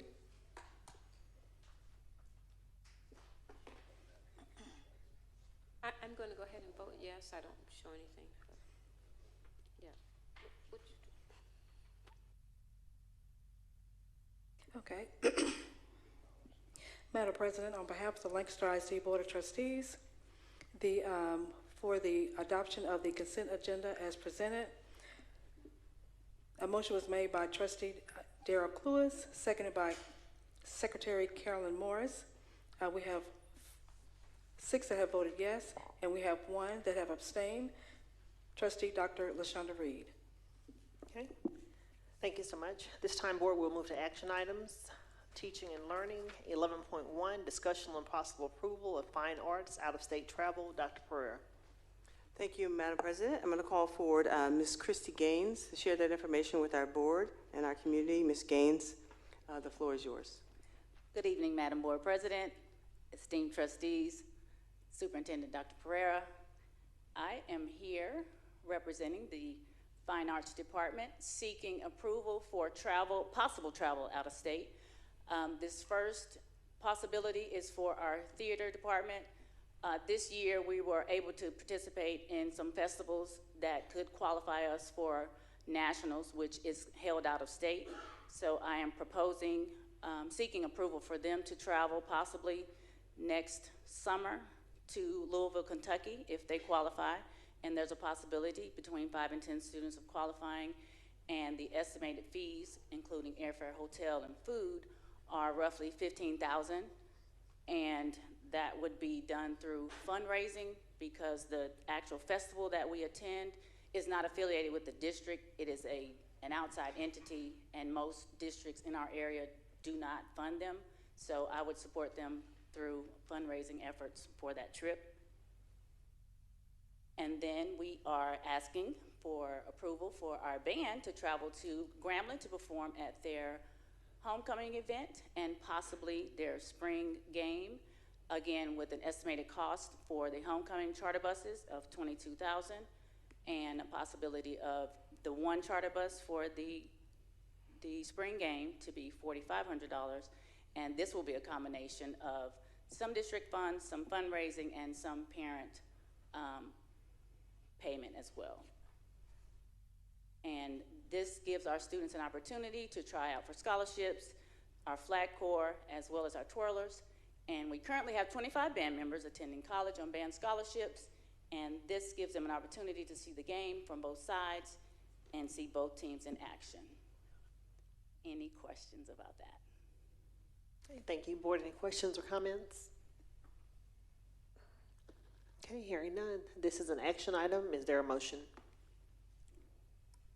Madam President, I move that we approve the recommended fine arts out-of-state travel request. Okay, have a motion by Mr. Jones. Is there a second? Madam President, I second the motion. Have a second by Ms. Nichols. So the motion is to approve the fine arts out-of-state travel. Motion by Mr. Jones, second by Ms. Nichols. If you will please vote from your devices.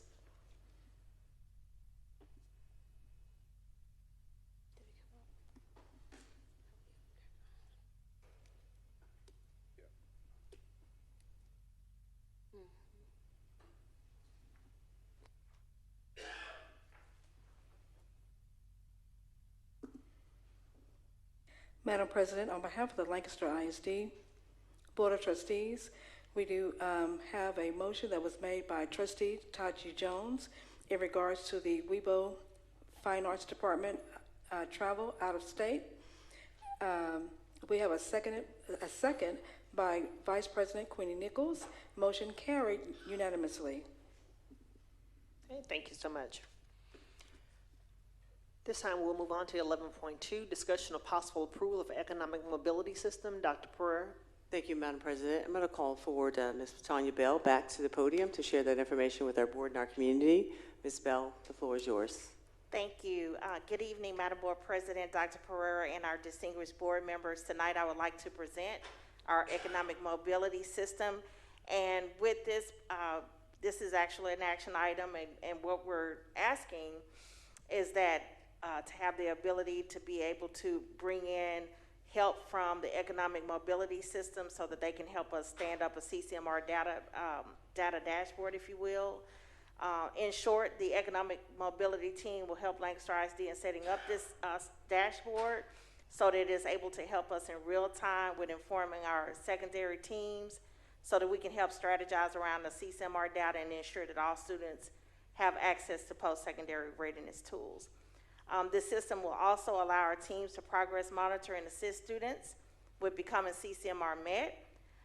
This means that they'll be able to complete their dual credit classes or industry-based certifications successfully. And we also aim to get as many of our kids TSI Met as possible. By doing so, that we can actually have an opportunity to reach out for the, or to earn the outcomes-based bonus funding, $5,000 for economically disadvantaged students, $3,000 for non-disadvantaged, economically disadvantaged students, and $5,000 for special education students. So this is really important. This system will help us make actionable steps quickly.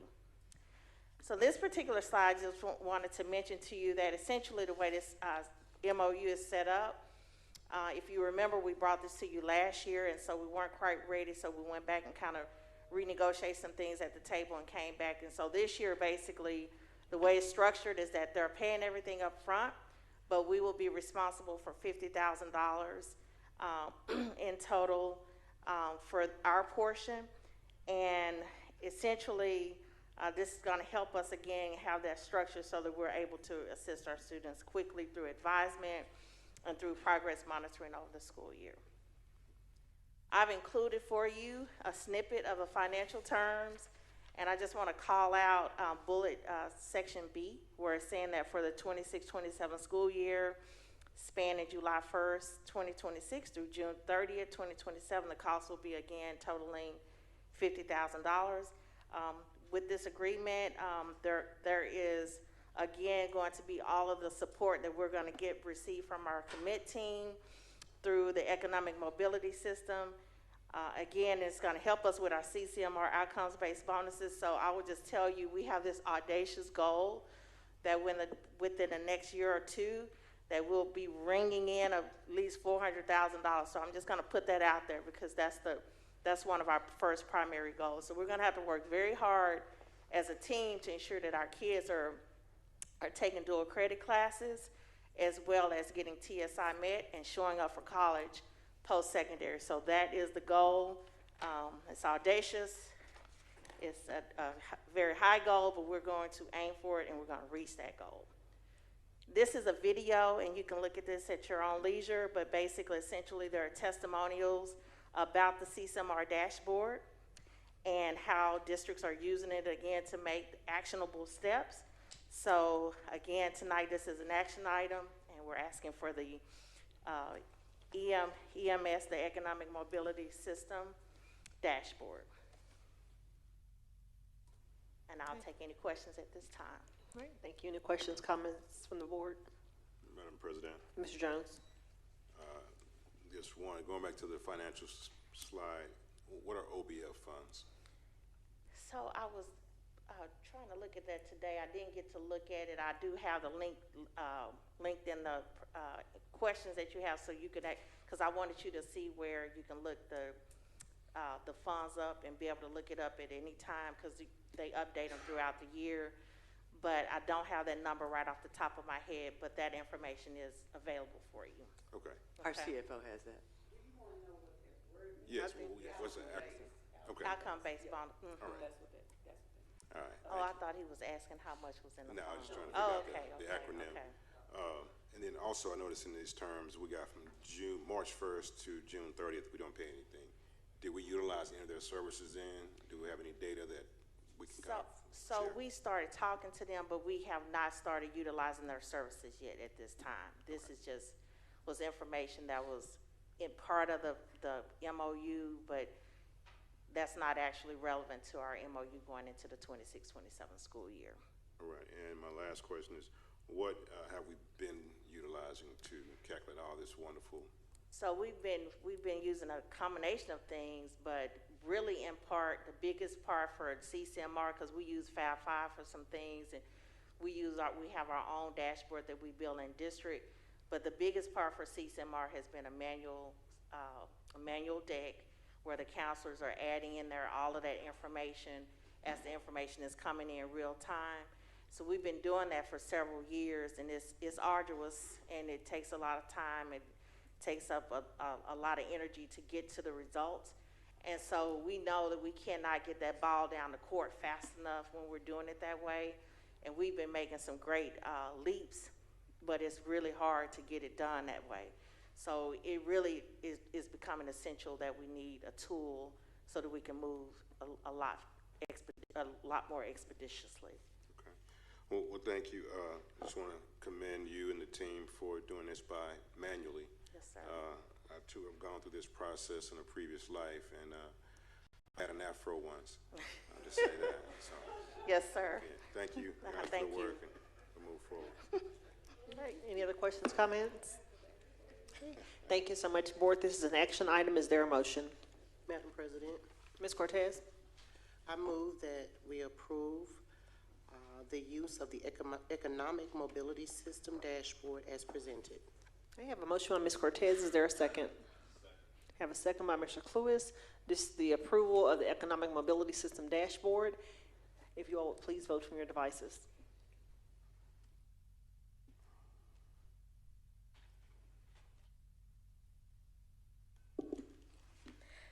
Madam President, on behalf of the Lancaster ISD Board of Trustees, we have a motion that was made by Trustee Janae Cortez to approve the Economic Mobility System Dashboard as presented, seconded by Trustee Darrell Cluis. Motion carried unanimously. Thank you so much.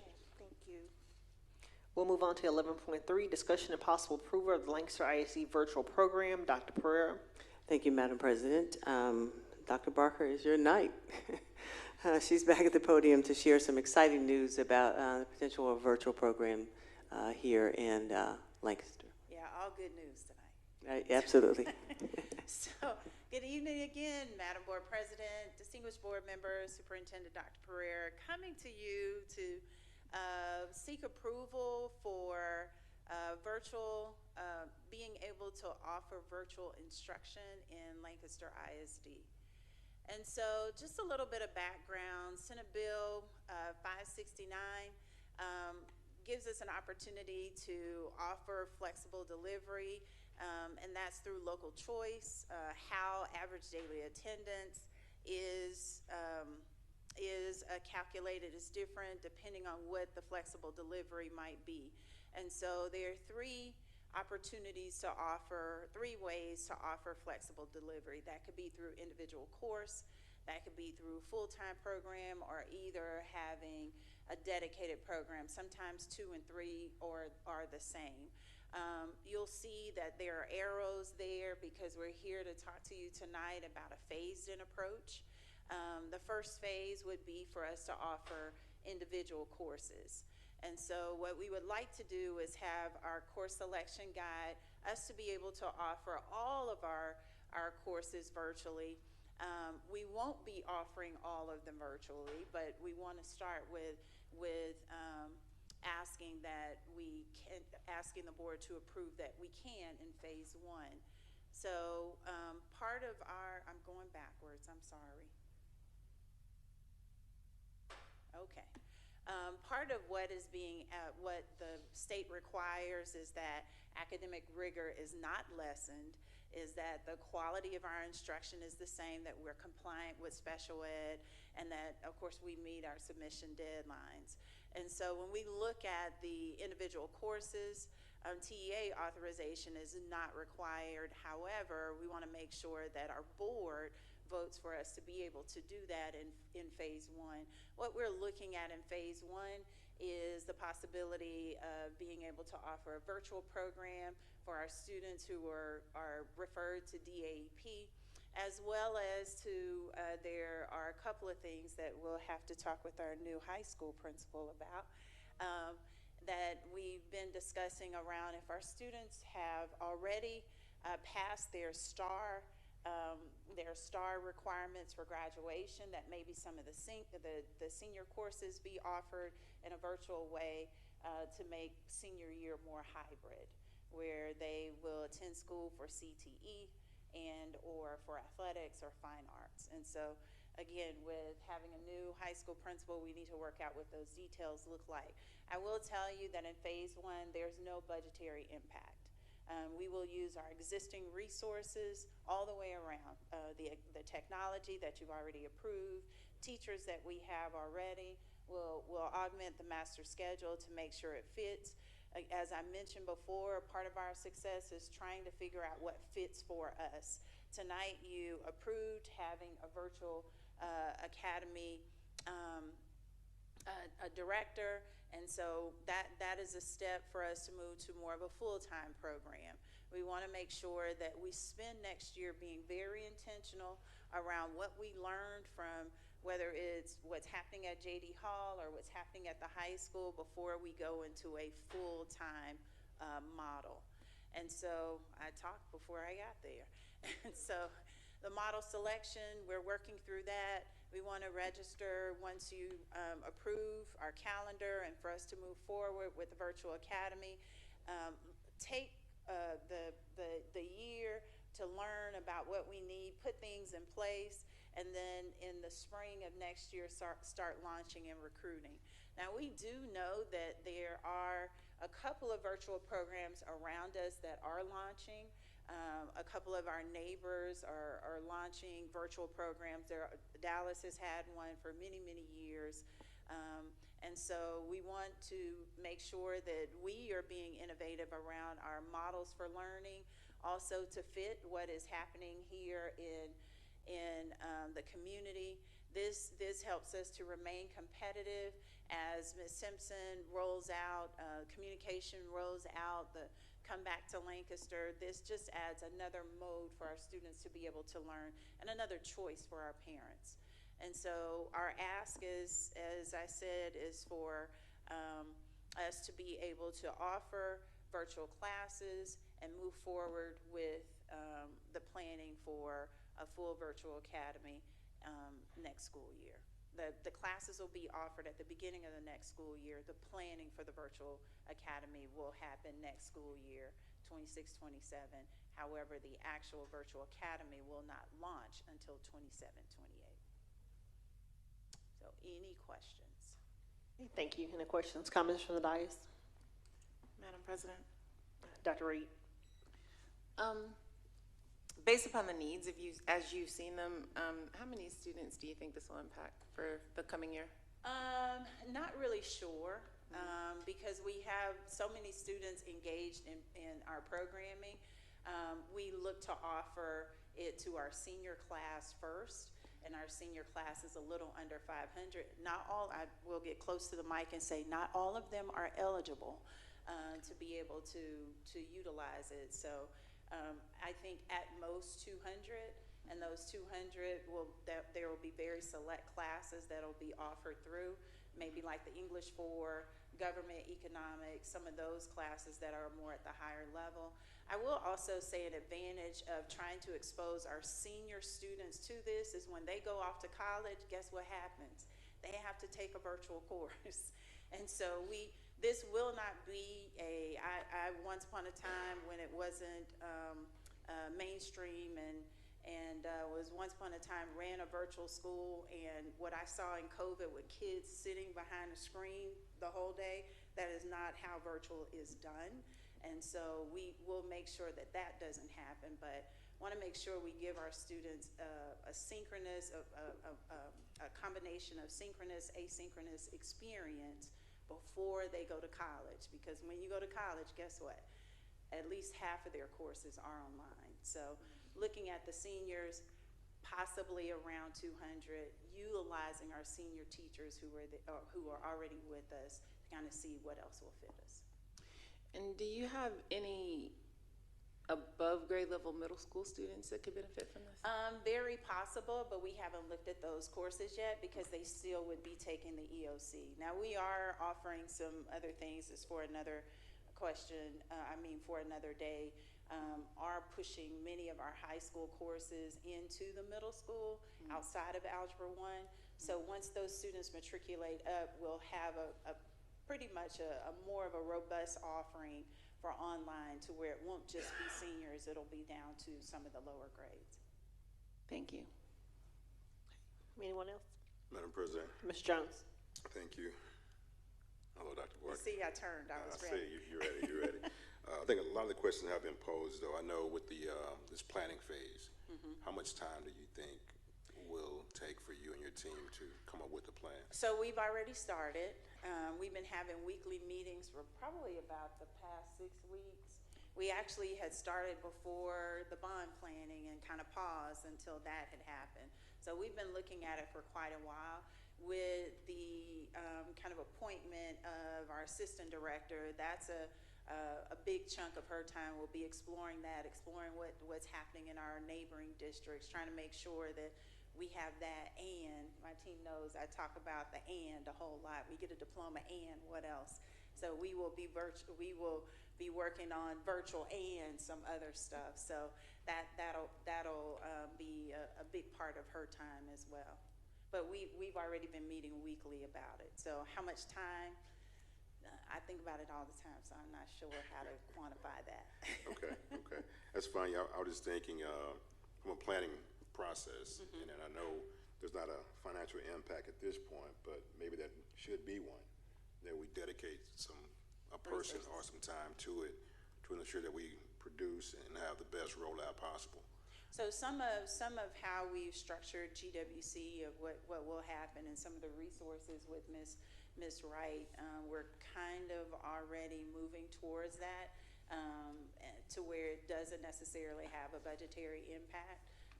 But if we need, we definitely will make sure that we're aware, that we are, make sure you all are aware to allocate some resources towards that. I will say some other things that we've talked about is looking at what some of our interventions look like in the brick and mortar, those being more AI based, so that we'll be ready as part of the planning. So we've had some conversations probably since December about how we can evolve what learning looks like in Lancaster. And then we were already on that track, and then virtual kind of came into the conversation. All right, thank you. That concludes my questions. All right, thank you. Anyone else? Okay, hearing none, thank you so much. Board, this is an action item. Is there a motion? Madam President, Ms. Cortez?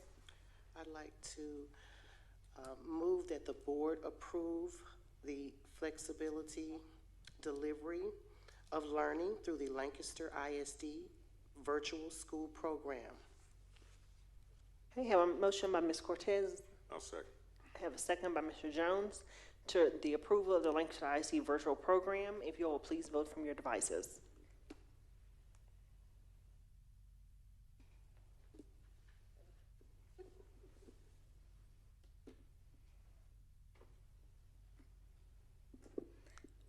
Madam President, whenever you're ready. Thank you, Madam President. On behalf of the Lancaster ISD Board of Trustees to approve the Lancaster ISD virtual program as presented, motion was made by Trustee Janae Cortez, seconded by Trustee Taji Jones. Motion carried unanimously. Thank you so much. Thank you.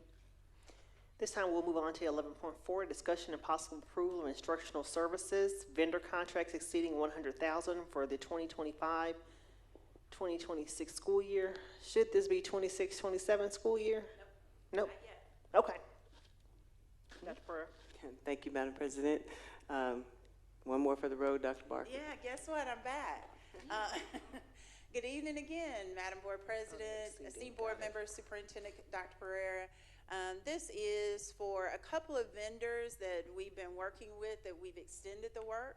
And so when I brought them to you last August, It was, as you had requested, with an amount not to exceed a specific amount. And so these are vendors that we've worked with that they've exceeded the amount that was originally approved for them not to exceed. That was a mouthful. So Dallas College, as you can see, we had more students to take classes than we had budgeted for. And so that amount will exceed the amount that was originally approved. We want to make sure that we don't exceed $250,000. These funds are budgeted. The TSIA, EOC remediation, Inventus Learning, they will and have been handling summer school for us. EOC, you saw their impact on TSI in the slide, and so they will exceed the original amount. And then also Sustain Ed Leaders. The first two are out of the general budget, 199. The Sustain Leaders, they are completely from state grants that we have, which you have to have a specific approved vendor in order to utilize those grant funds. However, the amount that they will receive from the district on behalf of their work through the grant will exceed the original amount that was approved. And so none of these will or should exceed $250,000. So bringing it back to the board to make sure, one, for transparency, but two, to be compliant, and ask that you approve these for the 25-26 school year. We will be back in August with other renewals, and I'm almost sure these same people will be on that list again. Any questions? Okay, thank you. Any questions, comments? Ms. Morris? Thank you. So, are any of these grants, if you don't use it, you lose it? So the first two are in our general fund budget. The first one is budgeted out. The second one is a part of our summer school comprehensive education money, and the last one there with the grant. Somewhat you lose it if you don't use it, but there's an expectation that you lose it. That you use it. We were very specific what we wanted to use them for, what we wanted to utilize the funds for. They were to support what's happening in the math classroom and implementation of curriculum, along with the support of GWC and LMS. So the grant with Sustain Ed Leaders, that's what that one was specifically for. The others, those roll directly up into the district improvement plan, as far as for in board goal 1. Thank you. Any other comments, questions? Madam President. Mr. Jones? Just got one, really. I'm not going to go through my list. Really? Because, all right, I'll do more than if you like. No, just with the dual credit, I know that's typically at the high school. Do we have any 8th graders participating in any dual credit courses right now? Not yet. We do have 9th graders for sure. Okay. In the P-TECH program. I mean, I will be very honest that we were ecstatic, but we were a little bit caught off guard. But when we have people like Inventus working with us, Dr. Looney, the plans that he put in place, and we're getting more and more students TSI met, I can already tell everyone here on the dais that the cost of where we're utilizing or the opportunity for our students to take classes at Dallas College, at Texas State Technical College, at Paul Quinn, at McMurray, there is a cost associated with that. So when we have students at every single level doing that, whether you are getting some type of technical certification, guess what? We figured out a way for you to get college credit with that as well. And so Dallas College is one that we've utilized many of their programs. Our students have. We also have teachers now who in our buildings, like it once was when the early college first started, who are certified to teach those classes at Dallas College, which there is a cost with that. And so this will be a cost that will continue to grow, but it's growing because we're reaching higher and higher in attainment for our kids to do great things. Okay. Thank you for that. I guess one other thing to add, which is we continue with the attendance increases, we can fund this a little easier. Yeah, if we can, or at least take that and it helps us with recapture. Yeah. So recapture doesn't necessarily have to come from the other stuff, so. Understand. One way or another, we do, the attendance does help us to do some of these things. Okay, well, thank you. That concludes my question. All right, thank you. Anyone else? Okay, hearing none. Thank you so much. This is an action item. Is there a motion?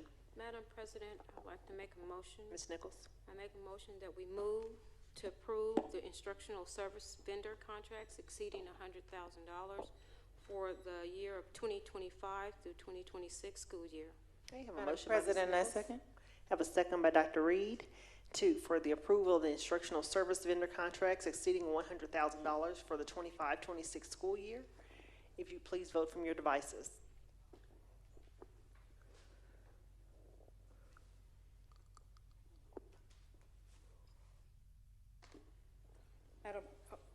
Madam President, on behalf of the Lancaster ISD Board of Trustees, to approve the instructional services vendor contracts exceeding $100,000 for the 25-26 school year as presented. Motion was made by Vice President Queenie Nichols, seconded by Trustee Dr. LaShonda Reed. Motion carried unanimously. Okay, thank you so much. We'll move on to finance. 11.5, discussion and possible approval of changes to Board Policy CE Annual Operating Budget. Dr. Pereira. Thank you, Madam President. I have Ms. Shaw Mosley at the podium to share some information with the board and the community. But I want to say prior to her presenting is that as we continue to offer all these lovely programs that we have for our kids, and they're not being necessarily fully funded at the state level for us, makes it harder and harder for us to do those things. However, there are some things that we can do locally in order to help control some of that. And so that's what Ms. Shaw Mosley is at the podium to present today. Ms. Mosley, the floor is yours. Good afternoon, Board President, board members, and Dr. Pereira. This evening, I'm bringing to you the consideration for the approval of the revision to Board Policy CE Local Annual Operating Budget. The key takeaways in this is that we're trying to align today's financial realities while maintaining responsible fiscal stewardship. The current policy targets that our fund balance will remain near 3 months of operating expenditures. As Lancaster continues to implement efficiencies and expenditure reductions during the budget development, districts across Texas are all facing rising operational costs. The state has not kept up with the pace of funding these increased costs of educating our students. The proposed revision is to revise the policy to say near 2 months, which aligns with our fund balance expectation with current financial realities. We want to maintain committed to financial stewardship, operational stability, and financial flexibility. And this also supports long-term financial sustainability while protecting student programs and services. So the current language in the policy says to keep the district in a strong financial position, it is the goal of the board to maintain a fund balance of the general operating balance at an adequate level. The district shall strive to maintain an assigned and unassigned fund balance in the general operating fund at or near 3 months operating expenditures. The proposed policy language is to keep the district in a strong financial position. It is the goal of the board to maintain a fund balance of the general operating fund at an adequate level. The district shall strive to maintain an assigned and unassigned fund balance in the general operating fund at or near 2 months operating expenditures. The administration recommends the approval of the proposed revision to Board Policy CE Local, reducing the targeted assigned and unassigned general fund balance from 3 months to 2 months of operating expenditures. This change aligns the policy with district current financial realities while maintaining a prudent reserve level to address cash flow needs, unforeseen expenditures, and economic uncertainties. The next slide is a 10-year fund balance historical view of where our fund balance has started in 2015 to where we're currently projecting now. If we keep it at the 90-day requirement, which is near 3 months, which is in the district current policy, we will need to have $22,160,700 but we're projecting a $17,468,222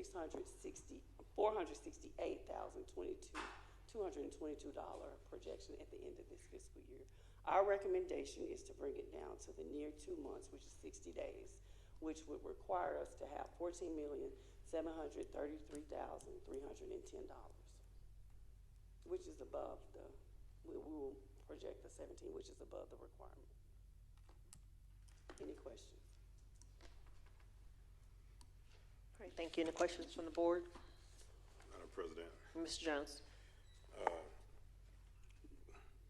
Mr. Mose, Sean Mose, what's been the largest drain on our fund balance? Staffing. Gotta love them, right? Gotta love them. Okay, okay.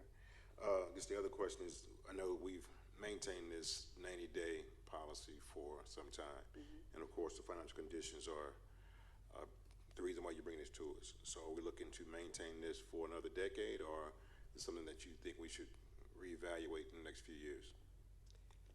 We will leave it at the 60. We will evaluate every fiscal. We will look at it because I need to maintain it. Because when we do the audit, we have to align our policies with our audit. And for audit purposes, we will not be in line with the audit if we continue to keep it at the 90-day level, near 3-month level. Okay. So we'll reevaluate every year. All right. Thank you. Okay. Any more questions? Okay, any other questions? I think you answered my question, so. Okay. Okay. All right, this is an action item. Is there a motion? Ms. Dr. Reed?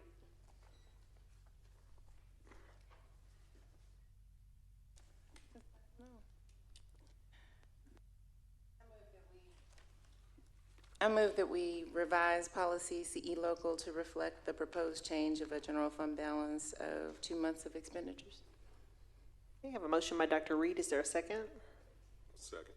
Have a second by Mr. Jones. So we have a motion by Dr. Reed, a second by Mr. Jones to approve the changes of the board policy CE, changing it to 2 months versus a 3-month. Board, You just make sure we specify CE local. yes, CE local, I'm sorry. Board, if you'll please vote from your devices.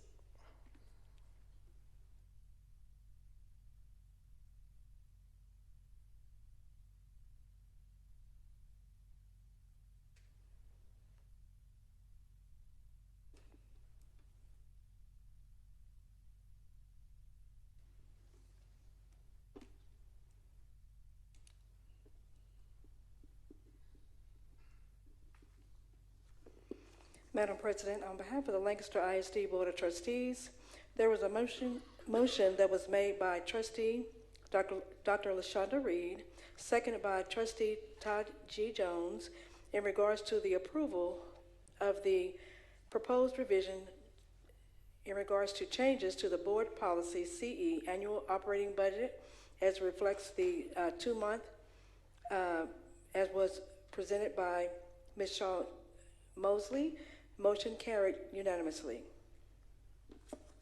Okay, thank you. Ms. Allen, if you'll add local into that with that policy for CE local, I'd appreciate it. Thank you.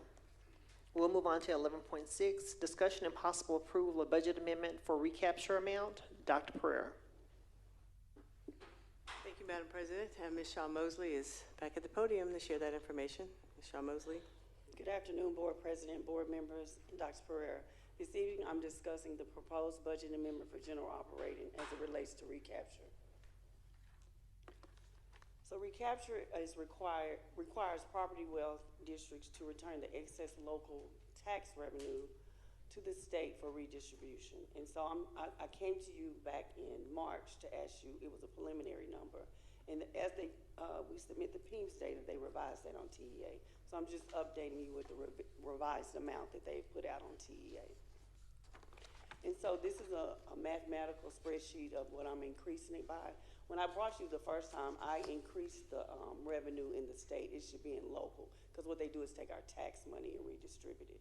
And so I'm making that change to put it up in the local, which is the 5,700 where our tax collection is, and then also adding the additional 56,182 that it increased from the previous projection that it had given us. It is a zero impact to the district because you you bump up the revenues by that amount, and then you also increase function 91 by that amount. So it's a zero impact. It's basically a wash, and it's to cover the recapture. And recapture happens when you have excess taxes, and then your enrollment is declining. So what they do is take the funds to redistribute to other districts. Any questions? Board, any questions, comments? Okay, hearing none. This is an action item. Is there a motion? Madam President, Mr. Jones? I move that we approve the budget amendment for recapture. Okay, have a motion by Mr. Jones. Is there a second? Okay, have a motion by Mr. Jones, second by Mr. Cluis, to amend the budget amendment for recapture amount. If you'll please vote from your devices.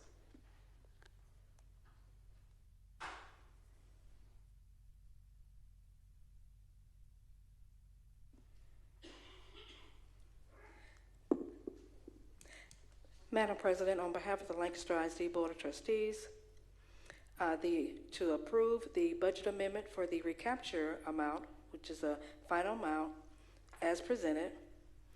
A motion was made by Trustee Taji Jones, seconded by Trustee Darrell Cluis.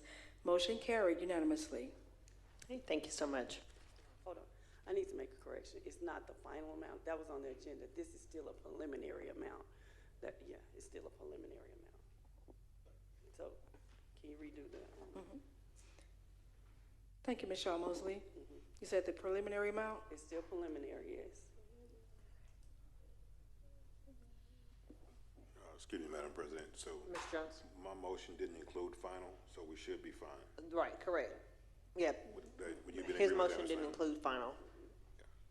It was on the. Right, it was only when Ms. Allen repeated, she used the word final. So the motion was correct. So it's fine. Okay, thank you. All right? If we'll go to 11.7, discussion and possible approval of single vendor for requests of proposal, RFP, fiscal year 2026-1, kitchen equipment. Dr. Pereira. Thank you, Madam President. I'm going to call forward Ms. Eleanor Harrison to the podium to share that information with our board and our community. Ms. Harrison, the floor is yours. Thank you. Good evening, Board President, Board of Trustees, and Dr. Pereira.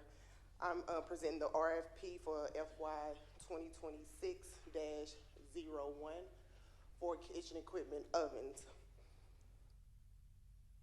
Tonight, we are requesting approval to move forward with the recommended vendor selection.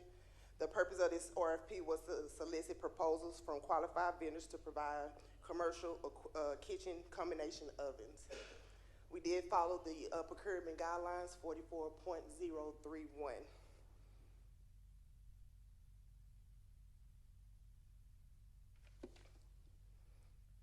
The solicitation was released through our electronic bidding system on IronWave. The invitation was sent out to 2,177 registered vendors through IronWave, but we only received 11 proposals, and they submitted again through IronWave. These are the vendors. And the campuses that are going to be receiving the ovens will be all our campus except Beltline Elementary. We did have a vendor, EPI, come and do a assessment on the kitchen ovens. So at that time, they said Beltline did not need any new ovens. This is the procurement timeline. The RFP was issued April 27th. It was out for 30 days, and of course today is the board approval, and then we did go through the evaluation period. These are the criteria that the evaluation team did the proposal on, which is the qualification experiences, the past performances of the product or their past performances with the district, service, warranty support, cost and overall value to the district, and ability to meet Lancaster ISD operational needs. After the evaluation of those 11 vendors, the evaluators did come up with A Smart Restaurant Supply. They are a local vendor, and they are charging us only $456,000 for those ovens. So we are recommending this vendor to be approved on tonight. Any questions? Thank you. Any questions, comments from the dais? Madam President. Ms. Cluis? What was that dollar amount? $456,000. They did come at the lowest bid. The highest bid was $2 million. Yes. Mr. Jones? Yeah, so with the cost that they are providing, is that's including, of course, the That's installation in the ovens. installations? Are there any warranties associated with those? Absolutely. That was part of the evaluation. Get on down, Yes. absolutely. All right. That concludes my questions. Thank you. Thank you. Anyone else? Okay, hearing none. Board, this is an action item. Is there a motion? Madam President, I move that we approve the single vendor as presented for the request for proposal fiscal year 2026-01 for kitchen equipment. Okay, have a motion by Mr. Jones. Is there a second? Madam President, I'll second. Have a second by Mr. Cluis. So we have a motion to the approval of single vendor for request for the proposal RFP fiscal year 2026-21 for kitchen equipment, A Smart Restaurant Supply. If you all will please vote from your devices.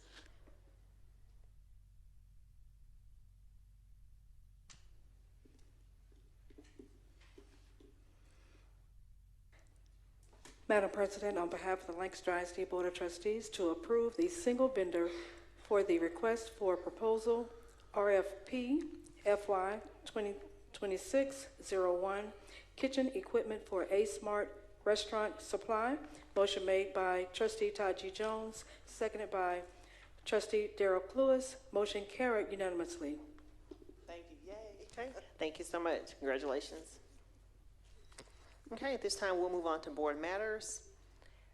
12.1, review of the Lone Star Governance Board time use tracker for the months of April and May.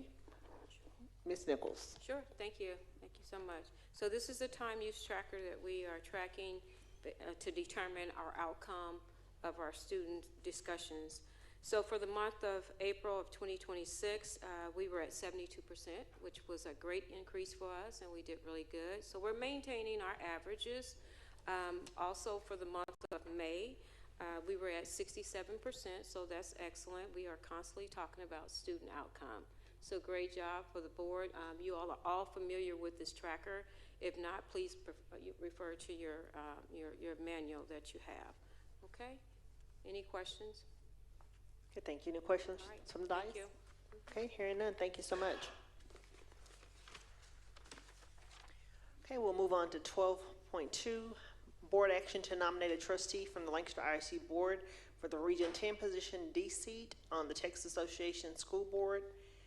The Lancaster ISD is invited to nominate a trustee from the board for the Region 10 position D seat on the Texas Association of School Boards. The position is currently held by Kevin Carbo of Mesquite ISD, who will not seek re-election this year.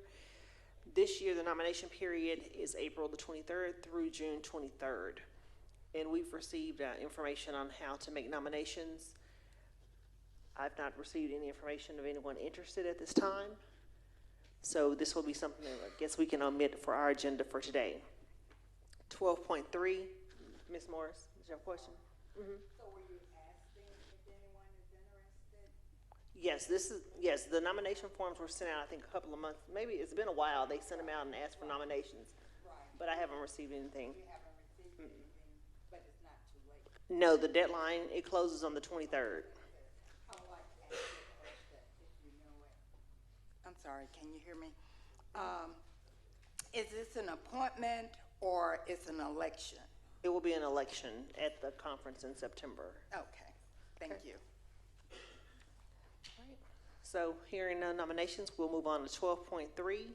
Discussion and consider board approval of a delegate and alternate to the 2026 Texas Association of School Board TASB Delegate Assembly. So we will need, we'll need someone to act as a delegate and then an alternate for the conference upcoming. Is there anyone that's interested in serving as our delegate? Madam President, I'd like to nominate Vice President Nichols for the delegate. Okay. Mr. Jones has nominated Vice President Nichols. Is there any other nominations? Okay, hearing no other nominations, if we can take a vote on that. Ms. Allen, are you able to put that in diligent for us? Yes, I was also going to mention, did you want to go ahead and be ready to go for the alternate, do them both at the same time? I'm sorry. I'm not sure if there's going to be more than one nomination. So. No, I mean for the delegate and the alternate. I prefer to do them as two different motions. Okay. I'm ready. Okay, so at this time, if you all will please vote from your devices. Okay, so we had a motion by trustee Todd Jones, and who was it that seconded? I'm sorry, Madam President? We didn't have a motion, there was just a nomination, so I believe it just requires a vote. It does not require a second.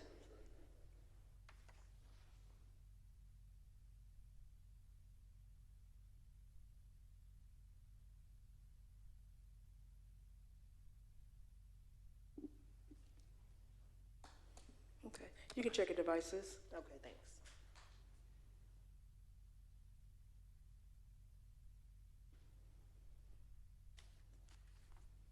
Okay, Madam President, on behalf of the Lancaster ISD Board of Trustees, in regards to the recommendation for Vice President Quinnie Nichols as the official voting delegate for the upcoming 2026 TASB Delegate Assembly, the vote have passed. Okay, great. Thank you so much. Thank you, Ms. Nichols, for taking on that duty. At this time, we're accepting nominations for someone to act as the alternate for the 2026 Texas Association of School Boards. Is there someone that has an interest in being the alternate? Madam President, I yield to Trustee Cluis. Thank you, sir. I was going to nominate Trustee Morris. Okay, Mr. Cluis. Okay, we have a nomination for Ms. Morris. Are there any other nominations? Okay. I was going to nominate you, Madam President. I will yield to the nomination on the floor. So at this time, we do have a nomination for Ms. Morris to act as the alternate at the conference. If you all will please vote from your devices.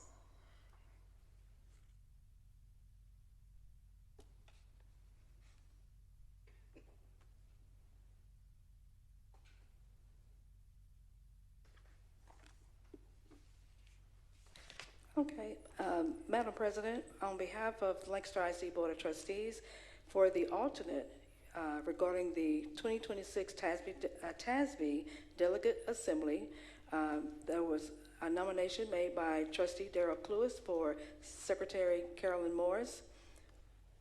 In regards to the votes that were submitted, it has passed. Okay, thank you so much. Thank you, Ms. Morris. Okay, at this time, we've come down to some reminders. We have teachers returning to work on August 3rd, 2026. Lancaster ISD Convocation will be August 5th, 2026. Students' first day of school will be August 13th, 2026. Summer Leadership Institute in Fort Worth will be June 17th through the 20th. MASBA National Conference San Antonio will be September 10th through the 11th of 2026.